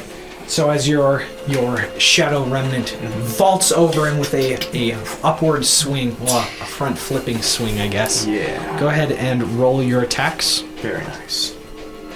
And the echo will swing for 15. A 15 hits. Nice. And I will swing for less. A 12. A 12 just hits. Just hits. Nice. Just hits is hits enough for me. Alright. So I need the first one, the echo. Of all of these, do I not have a D10? Oh, You need one? Your giant bag of dice? I know, I have this huge dice. I have to have one. There we go. You took fistfuls of dice and not a single 10. The echo deals 4 points of damage. Okay. And I deal 13 points of damage. Ooh. Hold on, let me... Sing, sing, as it swings down and comes like down across its back and lands like on the other side of it as I like go low and I skid on the ground and just stab straight up. Mm-hmm. As this, you have one of those fun moments for you where the blade of yourself and your echo make contact and there's only a moment of resistance before they're forced away from each other, empowering your strike as you cleave a very deep wound in this boar. It is not happy. It is making unhappy pig sounds right now. Is that the same one that Nikki shot at? Yes, it is. And as I'm like kind of now under, as I'm kind of like under the board now with like my sword kind of stuck into it, I go, all right, team, little help. Roll a perception check real quick. With disadvantage as you're currently Under a pig. Under a pig. Not that Oh, like nat that. one. You okay? Oh. You see a lot of pig. Is that the end of your turn, Jonah? Yes. Kane. Yes. It's your turn. So the man, where is he at? The attacked guy. The attacked man, we will put him. Do I have a downed man? And let's see. I have a baby. Toss him over. Goodness That was a good The catch. baby was knocked aside right about there. Is he, like, the shadow is alive? now. You see him moving. Oh, okay. Wait, sorry. What is that? That's adult an man. older gentleman, not a baby. Not a baby. Thank God. Trust me, I have plenty of miniatures back here. Oh, Milo I had had plenty of babies No. in mind for this game. Milo had a baby. We're using a baby. Nice. Yeah. Perfect. All right, so I'm gonna run over to the baby man, and I just like to sort of like safely drag him into the alleyway. Okay, so there's an alleyway up there. It took you about, you were right here. Imagine getting 15. gored by It took you a about giant 20 boar feet and to get be there. called a What's your baby movement for speed is it. 30 feet. That's right. That's You're why- able to just barely drag him in there, and you end your movement right about there. Great. So that take my action. No, it didn't. Okay. Can I? It just took half your movement. Dragging someone is encumbering, and it takes half Yeah, your movement. okay. So your remaining movement was about 15 feet, so I would say you probably have like 5 feet left from where you were. Okay. So I'm going to attack the boar with my whip. Okay. Am I within 10 feet of it actually? No, you are not. Okay, so I'll move. You cannot. You remaining- cannot quite get there. You only have about 5 feet of movement left. It was far to get there and far to drag him. You can get yourself about here, which gives you visual on the boar. About. No, that's about 10 feet. You can whip him if you want. Yeah. Okay. Cool. That's what I'll go with. All right, go ahead and make an attack. Does a 14 hit? A 14 does hit. Okay. Alright, so that's 3 slashing damage. 3 points of slashing damage. Oh, yeah. Nice. Yeah, with Indiana Jones. And I'll just say, Joan, I'm afraid the most aid I can give you I'm too afraid to do while you're in that position. That's fair. Is that the end of your turn, Kane? Yeah. Kane to Dane. All right. I look over at the one boar where there's more people. Yep. I say, all right. And I run over to that same boar. 5, 10, 15, 20, After a long 25. pause. Awesome. All right. Can I run around the other side of the boar, actually? What's your movement speed as a dwarf? 25. You're just out of movement. No, I mean, like, sorry. go, Yeah. like, to the left instead of the right. Yeah, it's the same movement. Yeah, sure thing. And then, do I have visual on the baby? He's a man! The adult man that is hurt and bleeding, you do see him get tucked into an alleyway. Okay. Do I see him? Sure, you barely. He's about half covered, but you can see him. All right. I would like to, with a flash of some, I don't know, some light, a flash of golden light. I'd like to heal him. All right. Are you casting a spell or? Nope, just healing. Just healing. With my bonus action, he heals 5 hit points. With my Right. And all right, that's cool. I would then like to use my action to cast a spell. I'm gonna grab around, like, under my tunic there. I have like a kind of a necklace with assorted things on it, and I grab and hold on to like a little burnt twig. And I hold out my other hand, and a crackling bolt of energy shoots out as I cast Witch Bolt with a kind of like, bolty vibes. Anyways. Isn't your sword in the board? And I get a 23 to hit. 23 definitely hits. Okay, in that case, they're going to take.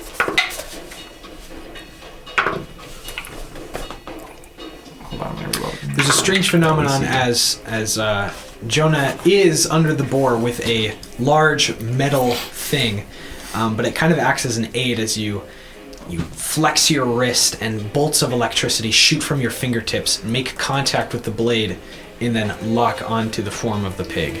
I watch as that is exactly what I was going to do, and I'm just like...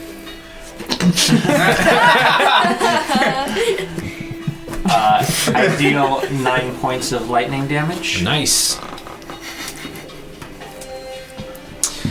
All right, the charred smell of slightly and now everly increasing pork is filling the air. It's not the nice kind of burning pork; it's the bad kind, as most of it is also hair and blood. Oh. But is that the end of your turn, Dane? That is the end of my turn.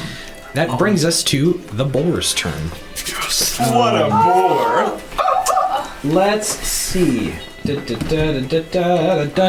can't. He is surrounded by people, so he can't do that. The boar is going to turn towards the dude currently sticking it like he's Like a pig. the number sticking him like a pig. No, Sheesh kebab. I was gonna say like he's the main course of the family barbecue or something witty like Yeah, that. that one's also good. That's better than what I said. Been dope. Yeah. Kebab was It would pretty have been. good. Yep. Okay. Jonah does a 18 hit your armor class. Oh yeah. Alrighty. Oh. You are going to take.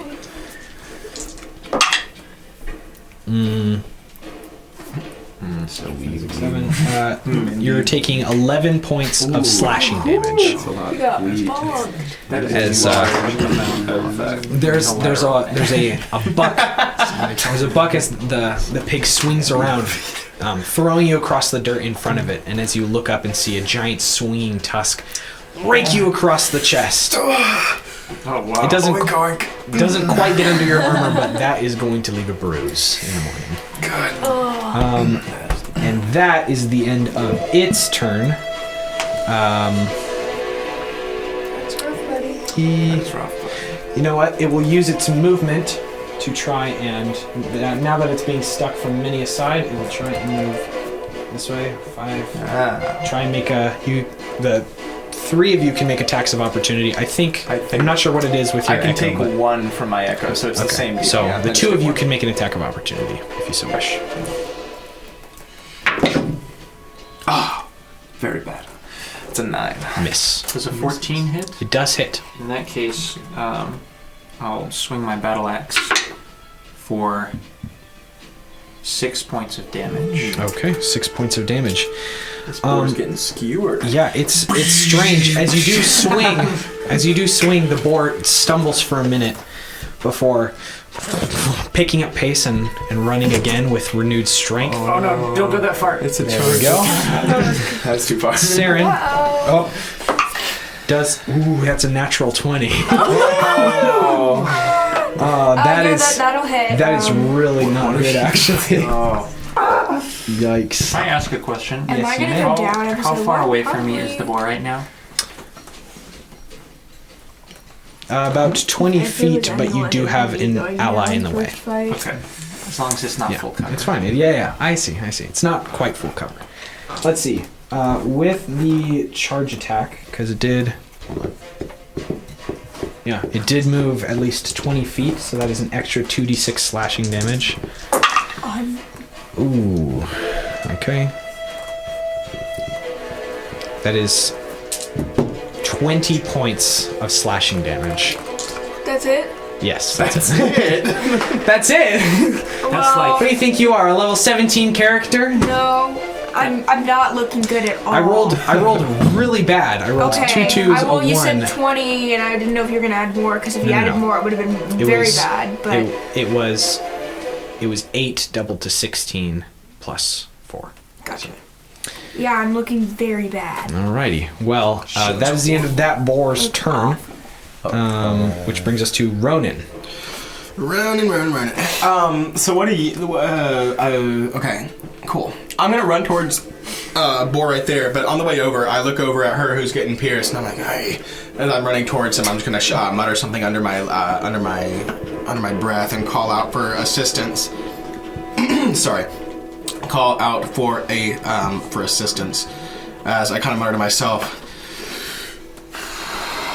"Fill me, Lazon." And I'm gonna slam my hammer down to the head of the boar. Simultaneously, also, I'm muttering as I'm muttering to myself, casting Shield of Faith over on Oh, thank you. Saren.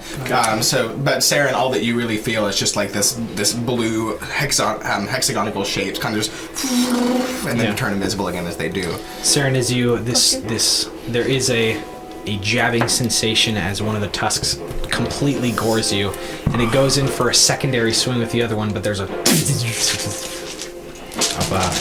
blue shield now surrounding you. And then with It's a +2 to your armor class. Okay, perfect. With the swing down of my hammer, I'm trying to go into its skull and try to immobilize. Actually, no, I'm instead going to sweep across the side, trying to push him to the left and hopefully help miss getting pierced myself. Sure. So are you going for damage, or are you trying to shove? I'm going to go for damage, though. Okay. I'm not going for a shove action. It's just more flavor-wise. A little bit of flavor. A flavor in this schmick. Oh, look at that. Marvelous. That's going to be a 22 to hit with my great hammer. That does hit. Fantastic. Which point I have used my bonus action already, so I'm going to go ahead and just do straight up damage using my D8 that I definitely had ready right now. Well, 3 points of damage. Nice. As I slam my hammer down into its skull, the real goal is just trying to... Are you adding your strength modifier to that? Yes, I am. Wow. I sure Nice. am. Okay. So 3 points of damage. As you turn around and you give kind of a backswing with your hammer. That grazes off the thicker tusk than you were anticipating. It does throw it a little bit, but not as much as you were expecting or hoping. Nice. As you stand there ready, does that end your turn? Yeah. Not much else I want to do. Actually, I might... No, I'm not trying to disengage. I'm good. Okay. Yeah, you do not have the economy to do so. So, the other boar takes its turn. Let's see. That is it's a +5. So, does a 17 hit your armor class? Yeah. Okay. Oh, yeah. That's another... That's 11 points of slashing damage. Okay. And it's just you right there. It's going to take another one. That is a 10. Does It's not That succeed. is fine. So, with a swing, with it kind of follows through with some of the motion of getting bashed in the face with a hammer, as it comes back and knocks your hand aside, kind of throwing your shoulder a little bit with the weight of the hammer. But then the second one completely misses as you just kind of parry it away. Awesome. Thank you. Vide, it's your turn. Bringing up the rear. Yeah, after a moment of panic, seeing Saren get hit so hard, but then Vita gets a little bit of relief seeing the shield kind of envelop her a little bit to aid her. He's going to turn towards Ronin's corner, and as he runs over to that boar to aid Ronin, he's going to kind of lift his sword in the air and use my bonus action to cast Thunderous Smite. Okay. And then, as I get to the boar, I'll just come down on him Take the attack. for the best. Take the shot.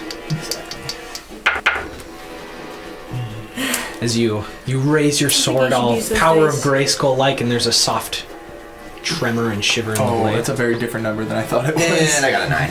A 9 misses, and you swing and a miss. Not quite. Don't lose concentration. I know. Yeah. It's at the end of your turn. Yes, that is all I could do. Alrighty. Well, you have not discharged your Thunderous Smite, so you get that for next time. That brings us back at the top with Saren.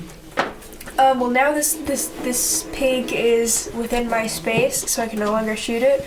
I'm going to exchange my bow for a kind of odd-looking sickle that I have at my hip, and slash at it. Go ahead and make an attack roll. That is a 19. A 19 hits. Okay. I don't know why I'm the better roller out of us two. I'm retiring from my Nat 1 Nikki title. You pass it on to Bailey, yeah. Yeah. For And context, that perfect for is it. 4 points Nikki of damage. rolls a lot of 4 natural points of ones, damage. All everybody. right, Saren, as this very rapid series of events happens, you retrieve your bow, you take a shot, and you turn and see this boar charging at you. It gores you and lifts you off the ground, and as it throws you up going for a second one, you're protected by the shield. You use that opportunity to grab it by the tusk and swing under, slitting its throat, and tossing it to the ground with a sickening thud. This boar is definitely dead. Way to go. Alrighty. Gee. Just note that I look really cool doing it. Okay. Noted. They're like, oh, I wow, thought look I at that said you looked really cool. Yeah. Oh no, I'm just like I had Sorry, to. my description was No, it was cool, but I'm just reinforcing the idea that it was super cool. The Forget what space Liam girl said. is- It was cool, guys. All right? No, it was great. That was a beautiful Fine. description. It was good. I'm just kidding. Jonah, it's your turn. Space girl is just. Yes, going I'm nuts, going though. to go. Like my Echo and I were like ready to just charge. And we were bringing up our swords on the other side of the board, and then we see it hit the ground, and just look at Sarah and go, "Huh."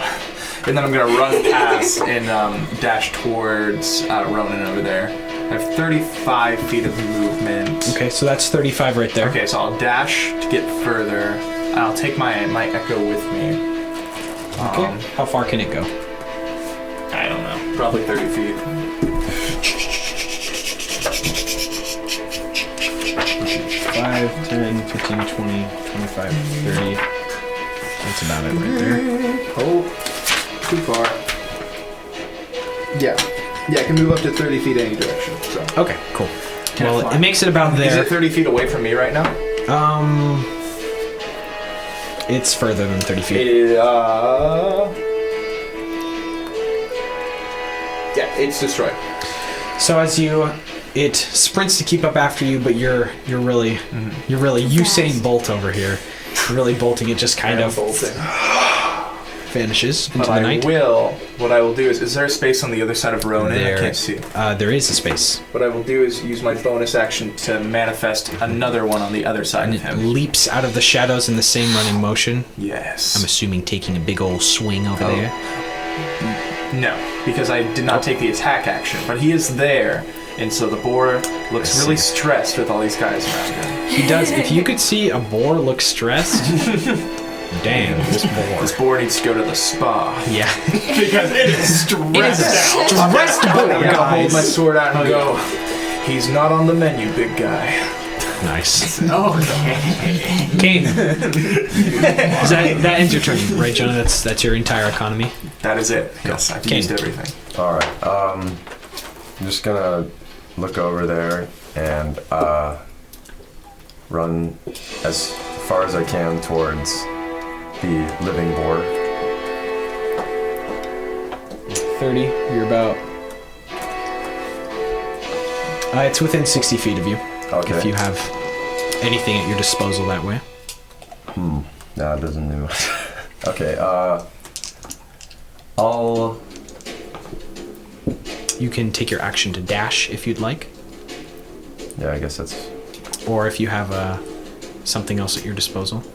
not exactly. I'll run over to Saren, I guess, with my dash, just so there's extra people around, and I'll just be like, "You okay?" Yep. I don't know if I can answer, but I nod. On my turn. You can you can answer. Oh, That's fine. Yes. Why not? I was like, oh shoot, not my turn. All right. You still have a bonus action if there's anything you'd like to do with that. No. Okay. Kane, Dane, it's your turn. I just moved. Hi, well, I would like to sprint that way. 5, 10, 15, 20, 25. Just 25. Okay. And then I would like to... Is there a guy in front of me? Not quite. There's a pocket open. All right, good stuff. You do have Ronan in the way, but not completely blocking you. Okay, good. In that case, I would like to raise up my hand, and I shall cast Eldritch Blast. Yeah, you will. I wonder what You're a class you are. sorcerer! I know, I was like, ooh, I wonder what cast you are. Or cast. I would like to miss. That is your doing. Taking the voluntary miss. So as you- actually. I got a 10 to hit. A 10 does miss. Ronan, as you're sitting there and you're getting up ready for your next attack, there's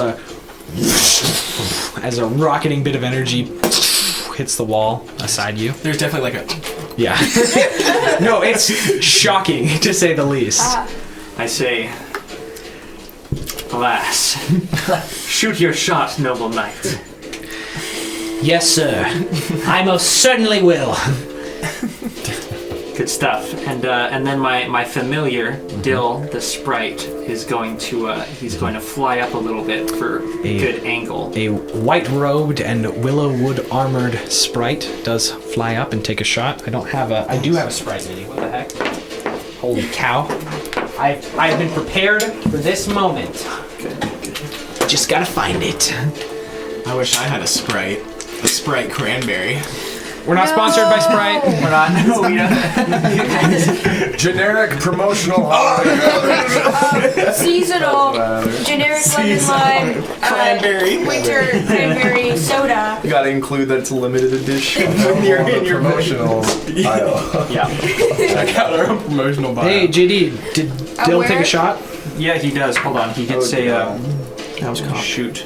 I thought it was. Okay. That one's not. Dill would like to miss as well. The lighting is really bad. Sir, I must inform you, I did feel bad about you missing, so I took the liberty to miss as well. We do this as a team. You noble bastard, you. No, you. Salute. Hold on, I got Dill right. Where is he? I'm There a he big is. fan of Dill. Yes, Dill, come on. Why I do you found him. Yes, Dill. So Dill's right I about don't where wanna did you promote say? Any undisclosed coffee shop. Hello. Where would you like Dill to be? I see it. Dill, he's just flying like 40 feet above me, 20 feet above me, but then he flew back down, so now he's on my shoulder. Okay, we'll put him right here next to you. Good. We'll mark him as on your shoulder. But does that end your turn, Dane? Yes. That boar is very dead. Ronan, it's your turn. Alright. clarify, not that boar, but the dead one. Right. As much as I would love to go before the Boars, isn't it the Boars' turn? No, it was the first boar's turn. They have separate initiative. Got it. Sounds good. Okay, I'm gonna go ahead and attack the boar then with my hammer. Go ahead and make an attack roll. Nice. 20 straight. Straight 20 hits. Most definitely. So with my great hammer, I'm, as I turned around and he batted my hand away. Now that I've ducked under the spell, I'm like, watch your shot! And I'm gonna slam my hammer down again, hoping this time to break in his skull with it, as I do 6 points of bludgeoning damage. 6 points, you said? Yes. Alrighty, that would put it at this many undisclosed hit points. There is a sickening crack as you smack it over the head. And then it looks up at you and...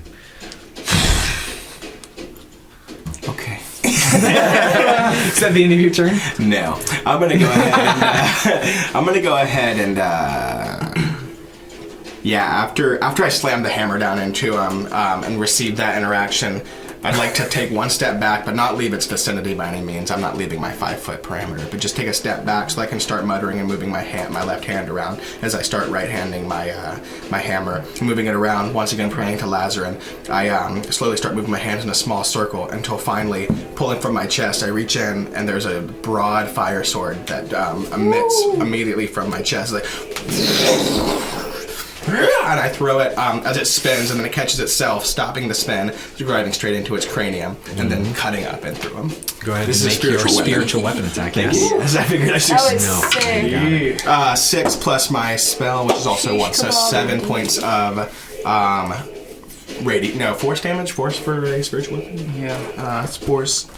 It's I have a radiant. It's radiant damage. Radiant, thank you. There should be plus the 3 because that's your wisdom. Oh, you're so right. Yeah. So actually, I apologize. 9 damage. So is that two more than what you said? Yes. Okay.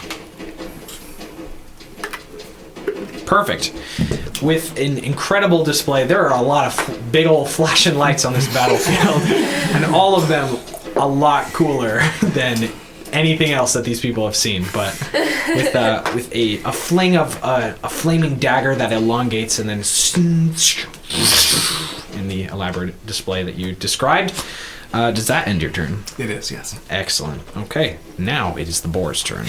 Cooked boars. Yeah, it's the smell of cooking meat has not ceased. Barbecue, barbecue. Let's get it. It's going to make an attack at you, Ronan, as you've done quite a bit of damage to it. I would like to intercept it. Ooh, okay. What is that? It just roll the damage, or I guess you have to hit first. That is a 21 to hit. I will intercept at least some damage. Okay. Many thanks. 12 points. 12 points. Mm-hmm. Well, I deflect 7 of it. All right. Baby. There's a. Ow. It's 5 points damage. you see after the angry snort of this boar as it begins to take a swing towards you. It's caught on the blade of a very finessing swing that digs into the ground. It still has some give, and so it still jabs into you, but by no means is it as impactful as it would have. I said no! Nice. And then for its second swing, it's going to back up and try and throw you. That would be a 14 to hit.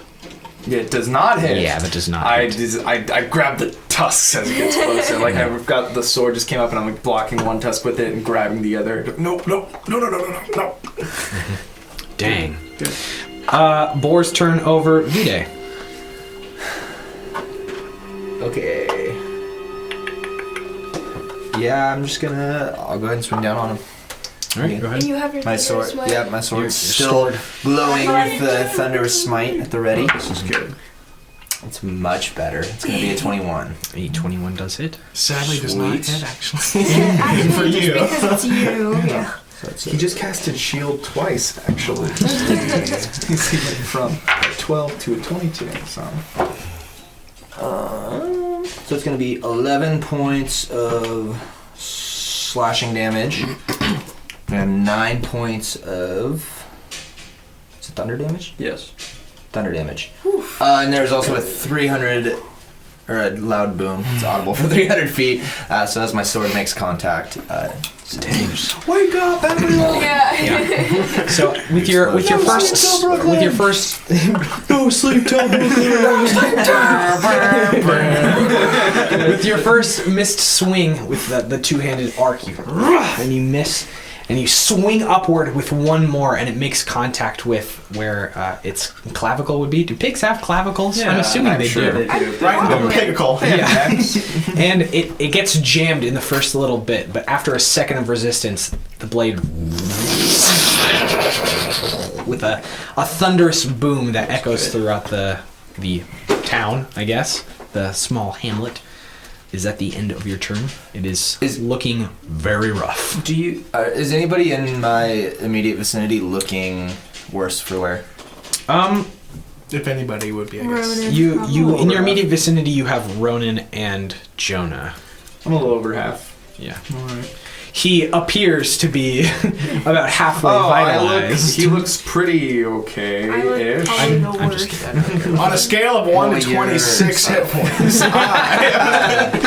Nice. I will bonus action Shield of Faith Ronan. Nice. I do have. I think Thunder Smite has a saving throw, right, for the push? Oh, right. Oh, Thank you so much. that's There's a it. strength save for the boar as well. Alrighty. Thank you. Ooh, not great. My phone closed. Hold on, I need this. That would be a 7. So that fails. So he's pushed 10 feet away from me and knocked prone. This way. So there's a building between the pig. Well, a building between the. Jeez. The pig is between you and the building. So it smashes against it, and bits of the roof just kind of, there's a couple of heavier blocks that just slam on top of it. That's awesome. I'm going to switch these because that one has a very big marker, but it is prone on the ground. Nice. Good. Thank you for reminding me of that. I would actually say, go ahead and roll a d4 for me of extra little damage as you've caught it between a rock and a hard place. It was a 3.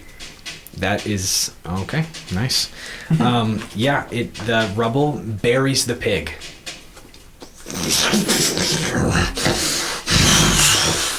It's still moving under there, but it was still for a moment.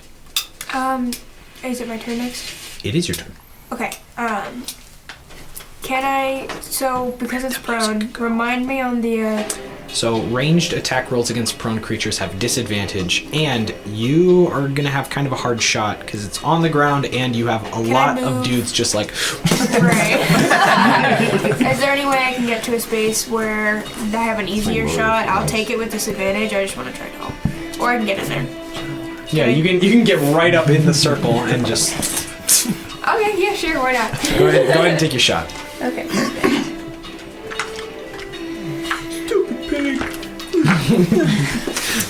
Get dunked on, pig. I do not hit. Okay, with it's High school you reading list. have a really clean shot, but as it's shifting, one of the heavier blocks of wood just kind of shifts in your way and it and falls over. Well, screw that piece of wood. In particular, yes. Is that the end of your High five. I said the construction. Okay, I didn't deserve it. Is that the end of your turn? Let's see if I can do anything else. That's the end of my turn. Jonah, What? it's your turn. Already? Yes. Oh, it is. I forgot. You're on the top. Already, I'm at the top.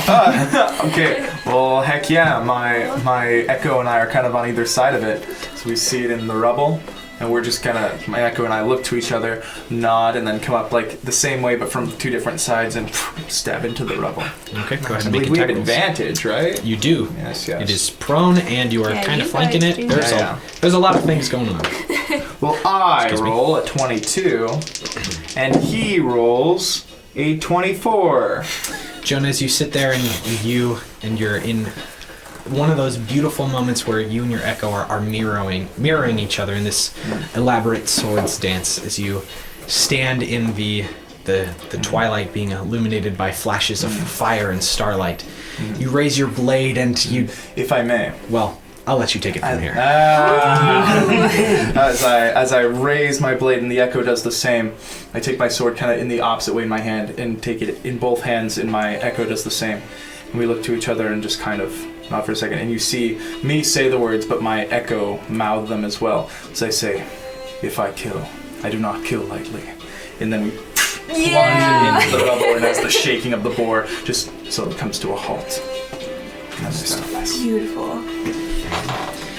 In the smoky, acrid fumes of the air and the slowly dying lights, the hushed tones of people that have gathered and watch, the battle is over for now, and we are out of initiative.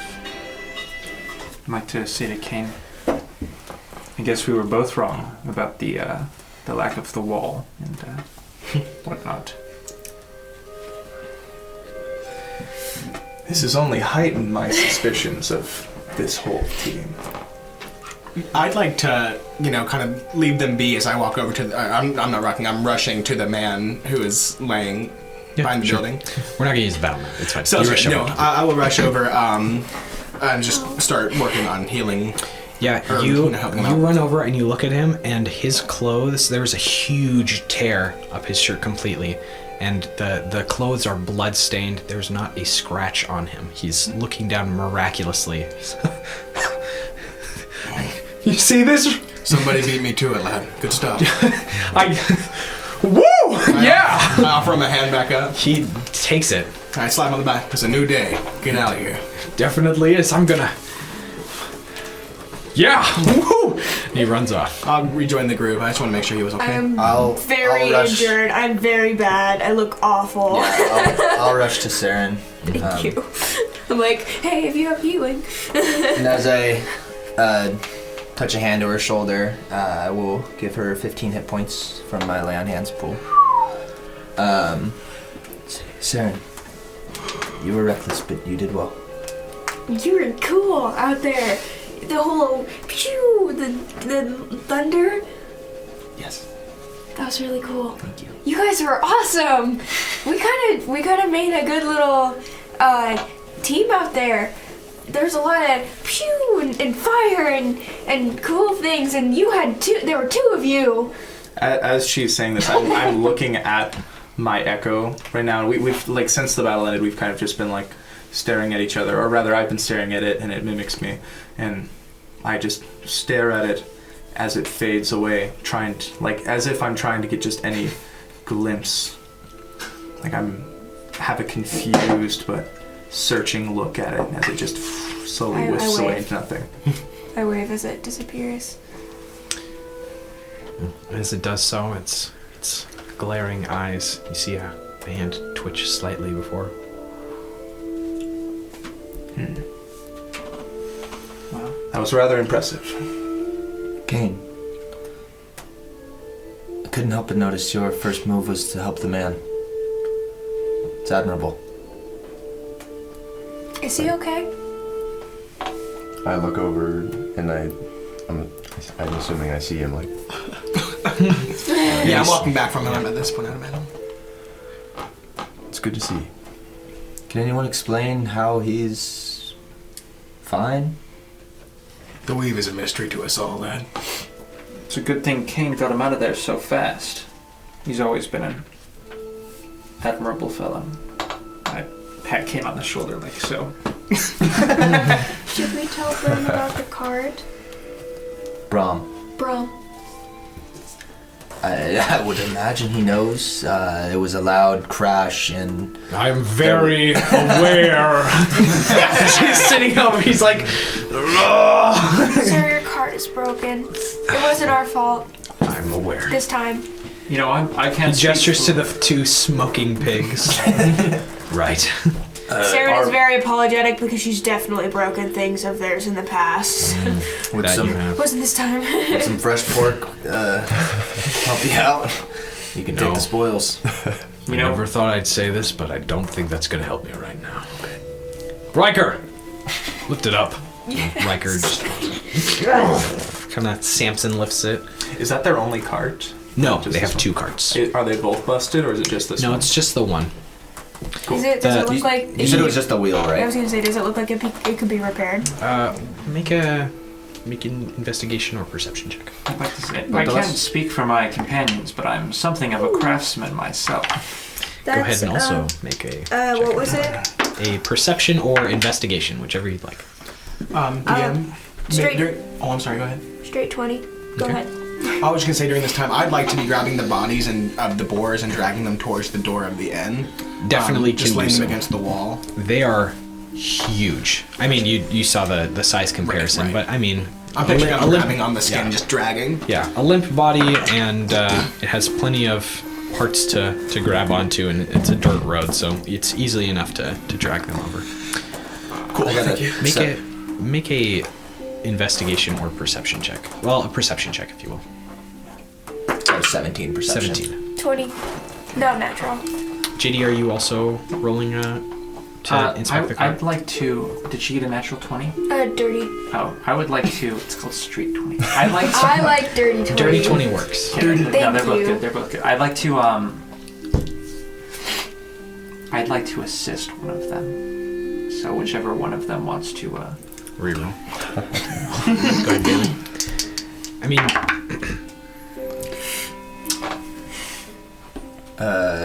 18 instead of a 17. okay, that works. A little better. As you're sitting there, Vida, and you're looking it over, you see that right there? Yeah.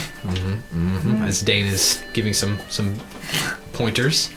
You can both see that the cart, so the first cart was over here. This is the first cart, both of them were brought over here, and the second one was moved out to there, and it crashed horribly into this building over there, which appears to be I don't know, like a livery or something. It's abandoned for sure, but the axle and the wheels, so the axle itself is splintered, and the wheels are broken along most of the spokes. So definitely repairable. The axle is a little more dangerous or sketchy to kind of drive on, but you're sure that you're sure Brahm will get it figured out, and he'll make the call that he needs to. I got an 18 on my perception check. As you're dragging the boars over, you notice in various places, most prominently, kind of along the nape of the boar's neck, and then along the hind quarters and the backs of legs, and some more tender bits where it would just be skin and bone. There are numerous deep red welts and brands, kind of tucked around in the fur. In noticing the brands, I might analyze them a little bit closer.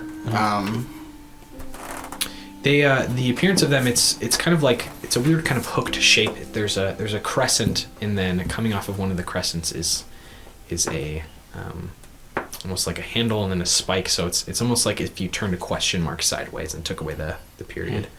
Well, the dot, I guess.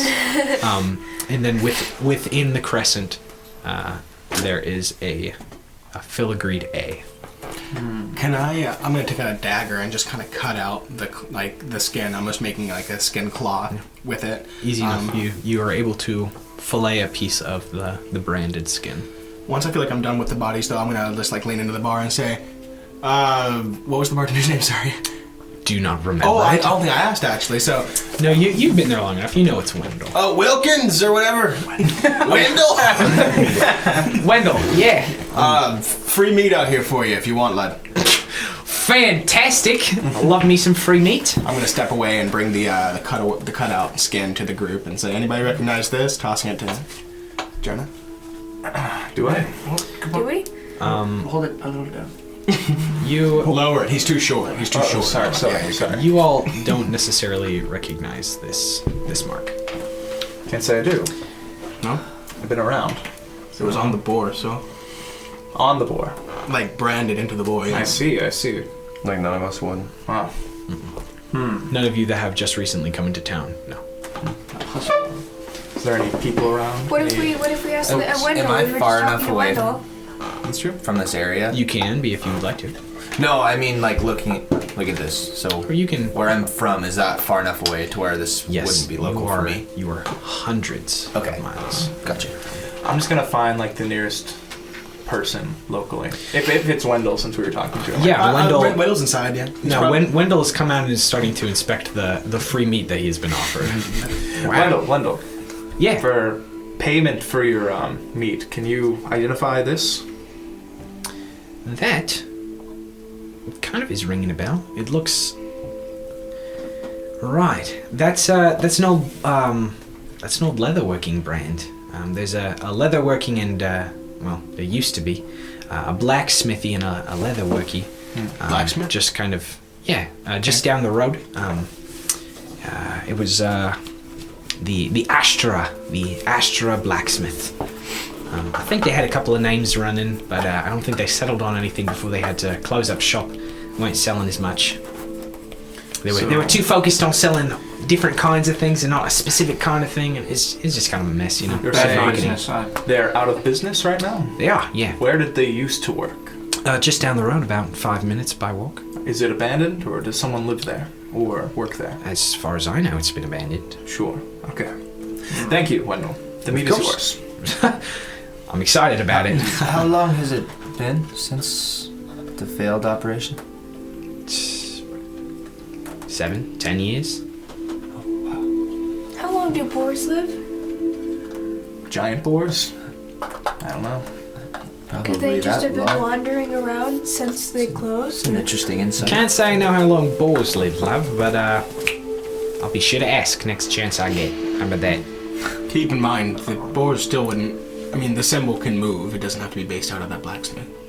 Sure, but it's a solid lead at least. Sure. Should we check it out?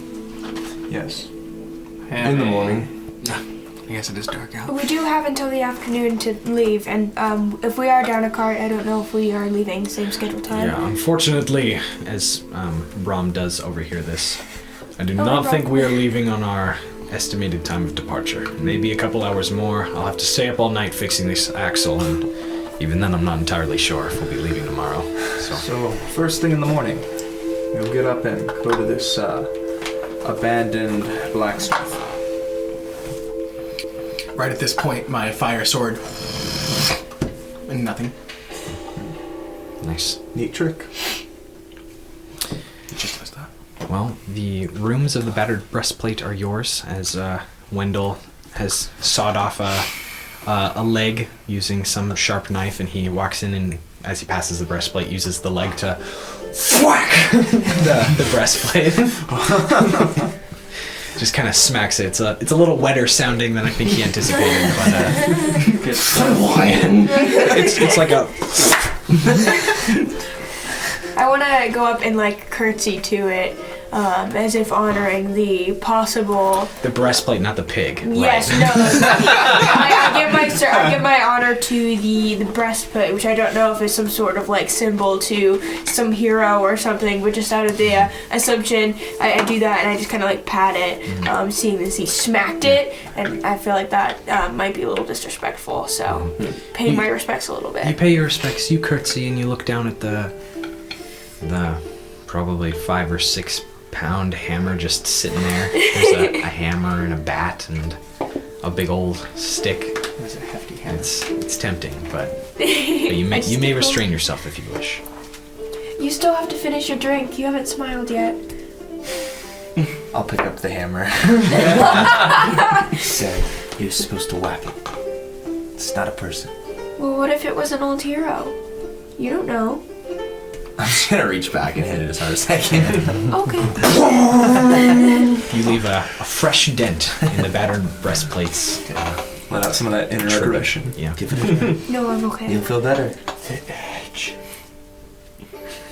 Will you finish your drink? Sure. Maybe tell me a story? Doubtful, but maybe. I get to take it. That was fun. Another rousing 10 p.m. whacking of the breastplate. It's a weekday! Down the street. It's like, Hey, knock it off! After the You dumb kids with your big old boars and you're whacking the breastplates. thunder slanderous way. Every week it's the same thing. What great branding for this inn, though. Yeah. Yeah, They set up a man. breastplate at some point. They're like, yeah, just hit it on the way in. It'll fit the title eventually. It reminds me of like those like statues, like the brass statues that are like all like green and coated with like decay, and then there's like the toes are like polished Yeah. like gold or something Or, like, all because of the people are just dogs. like touching. Yeah, like the dogs, like the backs are all gold because of all the people petting them and stuff. This one's just a lot more aggressive I like it. and fun. I like it. Oh boy. So, do you all retire for the evening? The inn is yours to finish up your Das Boot of now cold liquid. Do I get a story? Do I get a smile? Yeah, Bailey, does she get a story? You probably get a smile, Okay. but just a half a smile, maybe. I'll take it. The story, And I freak out about it. I'm like, yes, there it is. we did. We'll get a story another time. Promise? It's been a long night. Should get some rest. But you promise.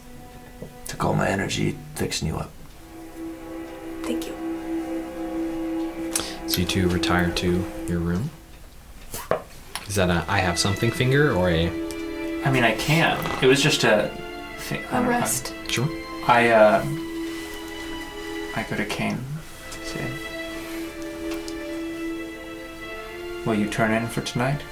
And as he says this, I take kind of the mead and I pour it into one of the tiny china cups and I kind of set it to the side for Dill. Oh, I didn't comment on Dill. Ah. Sticking his whole head in. Yeah. Dill, who is once again invisible. I'm not tired anymore. Me neither. Seems like every time we get into trouble, I miss all the action. Well, I don't think there's anything wrong with fate keeping you out of trouble. Best enjoy it while it lasts.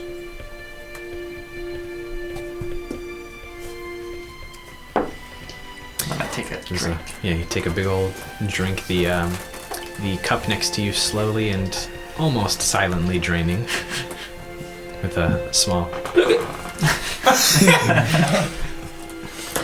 Is there anything else that anyone would like to do before they retire? I'd like to find Ronan. Thought so. You would, wouldn't you? But I've just finding good. Some strange ones we've picked up all at once. But I'm not worried. I'm almost comforted by it. Seems wholesome to me. In a strange way, I actually agree. Hopefully it makes the trip a little bit less of a pain, quicker. Right. Well, I am so tired. I'm going to go to bed. But The nights were very interesting. Yes. I look forward to seeing you in action again. You as well. I'd like to put a hand on the shoulder. We'll find something. We'll get this fixed. Thank you. And I've seen many of your tricks already. Much more faithful, you might say. That's encouraging. Good, thank you. Was the evening? Perhaps you're right, though. I'm gonna turn in too. Yeah. If I may. Oh. Oh, continue. Oh, if I may, I'd like to, if she's still there, encounter the woman from earlier in the night. But I'd like to just like make contact, and we sort of like look each other in the eye for a moment. I say, "Stay safe," and I walk away up to my room. Did you have another thing? Yeah, after I feel that Saren has fallen asleep with the lights out and everything, I'd like to pull out my notebook and kind of quickly sketch out the Boars, jot down any notes I may have, and probably draw a little brand on there to kind of just try to connect some dots. I I'd like to come and chat with you if there's time, by the way. Just whenever you're ready for that. Whenever's a good time. We probably retired right after. Okay, in that case, never mind. In the lateness of the hour, the dim candlelight that you have slightly blocked out to allow. I have. Right. Well, it doesn't entirely take away from your ability to see in the dark. It's still helpful. Sparkle. That is true. You do kind of have your own personal nightlight. Those globes that put the stars on the ceiling. Yeah. That's 100% it. Oh my gosh. The little glow in the dark stars. I'm just personified. That is amazing. So with your personal nightlight and combined with your dark vision, you are able, without the candle, to you sketch out the immensity of the boars, and you're really kind of focusing a little bit on the intense muscle structure, and you get kind of carried away a little bit in your doodles and your thinking, and time gets away from you for a second, and you look down and realize you've started sketching out a little bit of your new traveling companion doing a cool move, as she would say. But it's a nice little addition to the page. So you close the book for now.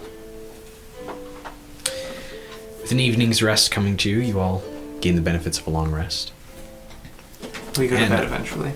Eventually. You all wake up not so early the next morning by the time that you all meet up. You two, since you stayed up, are probably the last to arrive, as well as Ronan. I'm sure you stayed up. If they went to bed, I turned in relatively soon. I didn't hear that they had gone up. Well, as you all arrive downstairs for breakfast, there are only you guys, Brahm and his kids. There are the young family, so the father, the mother, and the young son traveling with the Bywins cart company, and the other guy, Diedrich. Is Riker there? Riker is not there. Riker's not there. MIA? Missing from the tavern, so... He's raising wild boar. Yeah, MFTT, missing from the tavern. Okay.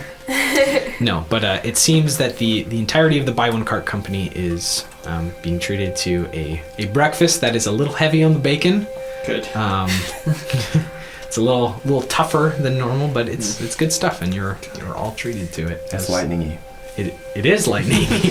A little zing to it. Yeah, it's lightning-y. Good. Ratatouille reference,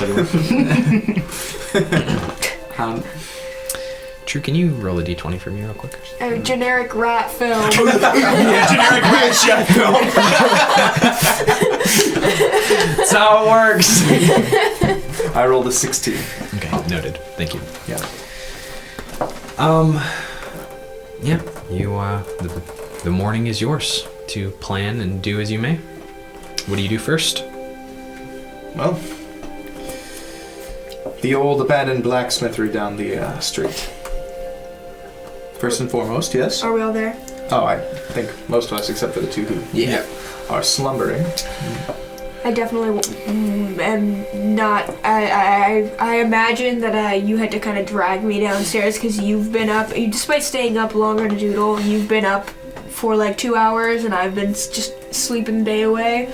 So, just being dragged downstairs for breakfast, but we're not the latest ones because they're two still sleeping. I struggled to sleep, but my body naturally always wakes up at 6 a.m., so I've been awake for a little while. Dang. That's tough, buddy. It's rough. So we're going to go and investigate, correct? Right. Just to see if we can, compare symbols, find something that might have led to what brought these giant boars around here. I'm not opposed. I think we may find some useful information, but like Saren mentioned last night, it's possible that these are just old boars and sure they were raised 10 years ago when the smithy was active. Why were they angry? Is that a typical thing? They are wild animals. I don't know.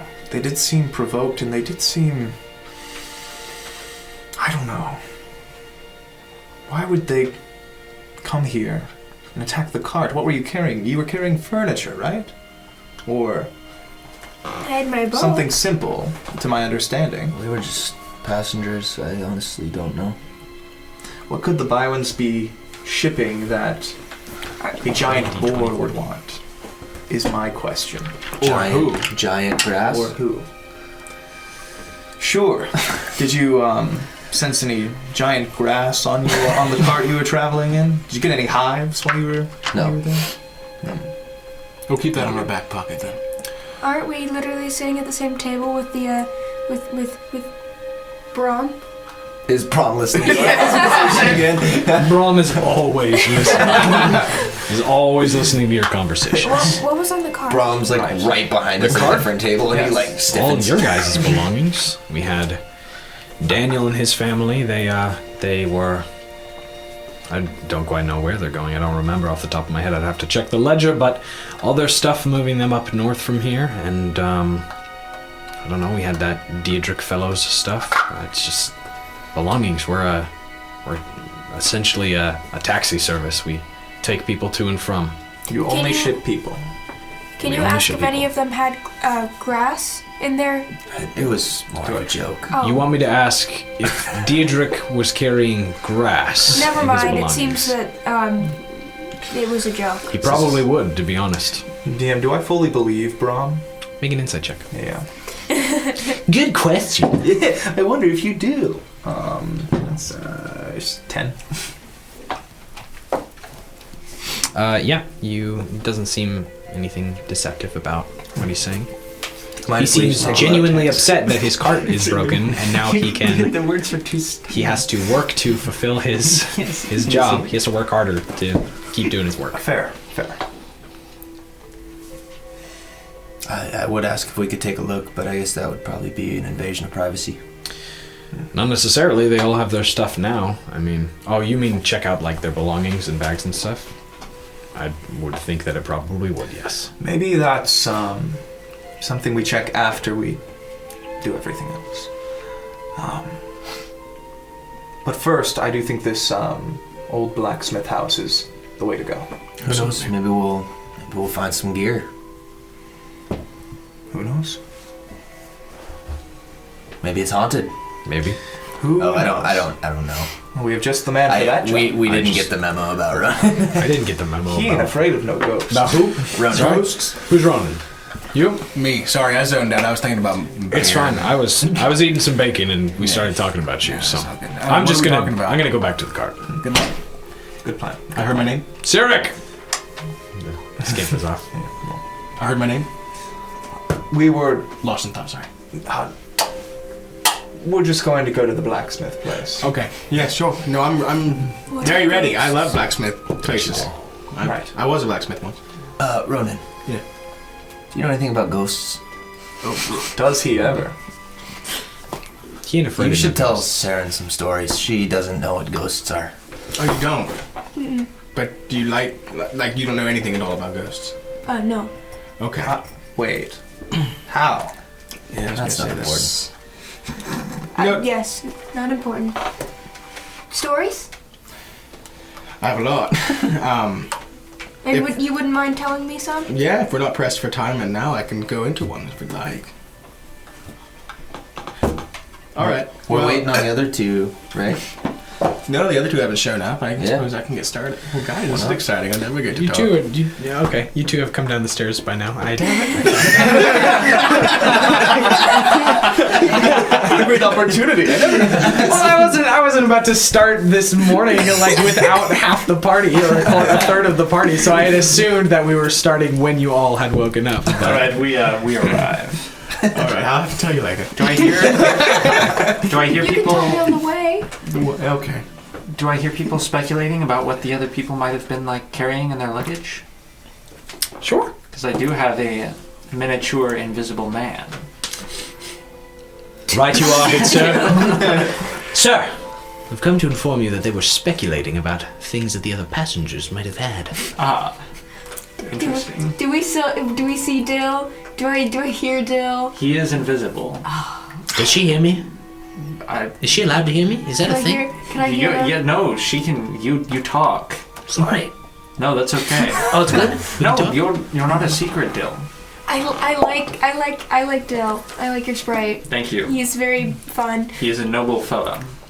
Dill He does seem noble. kind of flashes into existence. Oh, hello. Greetings. You were small, but fun. You are blue. Thank you. That's good, well? right? Yeah. Nice. Sir, awaiting your next assignment. Dill's kind of a ghost. And he pops out of existence. Dill, if So you'd are like ghosts to, small? Okay. Dill, if you'd like to perform a reconnaissance mission on the items that may be being carried. Reconnaissance. My speciality. Isn't this a bit drastic? Drastic times. For We the don't know puzzle. who might have You're grass right. in their You're right.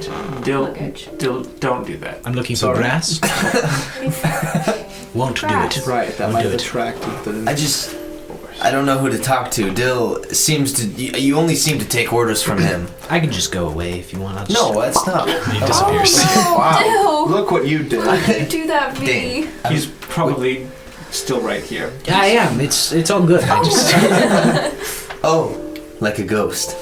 I see it. I'm really Dane. confused. Well, on you the don't. That's the concept point. of You don't see it. ghosts. Can someone please explain ghosts to Later. me? It's okay. Dane. All right, what's going on, guys? We are definitely going. Yes. Saren is having an V-Day, existential for sure. crisis about what ghosts This are. conversation just moves to the blacksmith. Yeah, Like, yeah. we've been This is backing up. this is a walk and talk situation, Yeah. This is a walk and essentially. talk. Yeah, Okay. for sure. We've discussed looking through people's possessions, but I think we all kind of decided that it's best to wait till we find some substantial evidence. I agree. Legally, the principal can't go into our locker. Sorry. I see you wink. Are you sure about that? Well, be careful about that. Okay, my bad. Not in my experience. Be careful with that, okay? So there are two teachers Don't do sitting at drugs. this table, please. And if you do, don't put him in your Yeah, locker. don't put him in your school locker. Come Oh on, my people. Gosh, You would be dang. surprised with how many kids have a problem with that. Listen, it's fine, okay? Well, we'll get off the topic of... Podcast. Not on the podcast, guys. Oh my gosh. You're embarrassing me. You're embarrassing my knowledge of school drugs, guys. Sorry. As you walk down the road in the early afternoon, where are you heading? You're heading to the... The place that Wendell described, the down the road The to the left, all that, Astra? yeah, Astra blacksmith / leatherwork. I did call it that, didn't I? You did. Okay. I wrote Good it to know. down. Me too. I also I- wrote it down. Did as well. The Astra blacksmith. As you head towards the Astra Blacksmithy and Leatherworking, you come to it. It's very plainly the building that you're looking for, as it is the only one with all of the windows completely boarded up and a big old padlock on the door. The dusty sign shows that it has seen some weather and some age, and it has been untouched for a very long time. It's a large square-shaped building, where in the back has it's kind of strange because of the back. It looks square from the front, but as you go to the back, it's kind of sloping a little bit, intentionally. So it's kind of shaped like a wedge. I, without saying anything, go around the back, just instinctually looking for a back entrance. There's a back side entrance, and that is even more boarded up than the front. I would walk up to the front and pull my sword out and use the hilt to try and smack the padlock. Interesting. Go ahead and make a strength check for me. A athletics check. Or actually, you know what? Change my mind. Make an attack roll.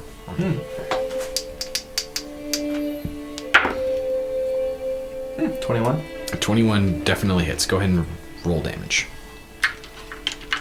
Lock attack. Lock attack! Get the lock! Can we have a shirt that says lock attack? I want so much merchandise. 10 damage. 10 damage, okay. With a swift whack! Whack! It takes a couple of heavy bashes, but eventually there's a... And the lock is broken. It's still in place, but you could probably pry it apart with your hand now. You going to the back, it appears boarded up. I will hear it go. All right, and I'll kick the back door as well. You'll kick the back door. Okay. It immediately... The boards were were gently placed on there to give the appearance of it being shut. I just silently, I check to make sure no one's around, and I just go, Time out. oh, time out. Something's happening again? We can just, it can fill the spots. Because then people can be like, well, at least we see the art, you know? Yeah. Hey, Hammer and Nails guy, we're rolling. I'm already. They can't even see it. They can't even see it. As you have all begun to... I'm going to start over. I'm going to start over. It's okay. We'll keep this... That's what I was going for. Okay, we're all on the same page. Both the doors now... They can't even see it because the camera's broken. They don't even know what's going on. We all know this is just for him. Yeah. You've both begun kicking in the doors, and as you sit there looking into the darkened interior, that is where we will end tonight's session. On account that we are having some technical difficulties, and it is about that time. So, And we're all getting loopy. Episode 1. Thank you so much for joining us tonight. We hope to see you next time. And On Tackle the Beholder. Tackle the Beholder. It's our theme song. It's our theme song, guys. See you later. Good stuff. Good.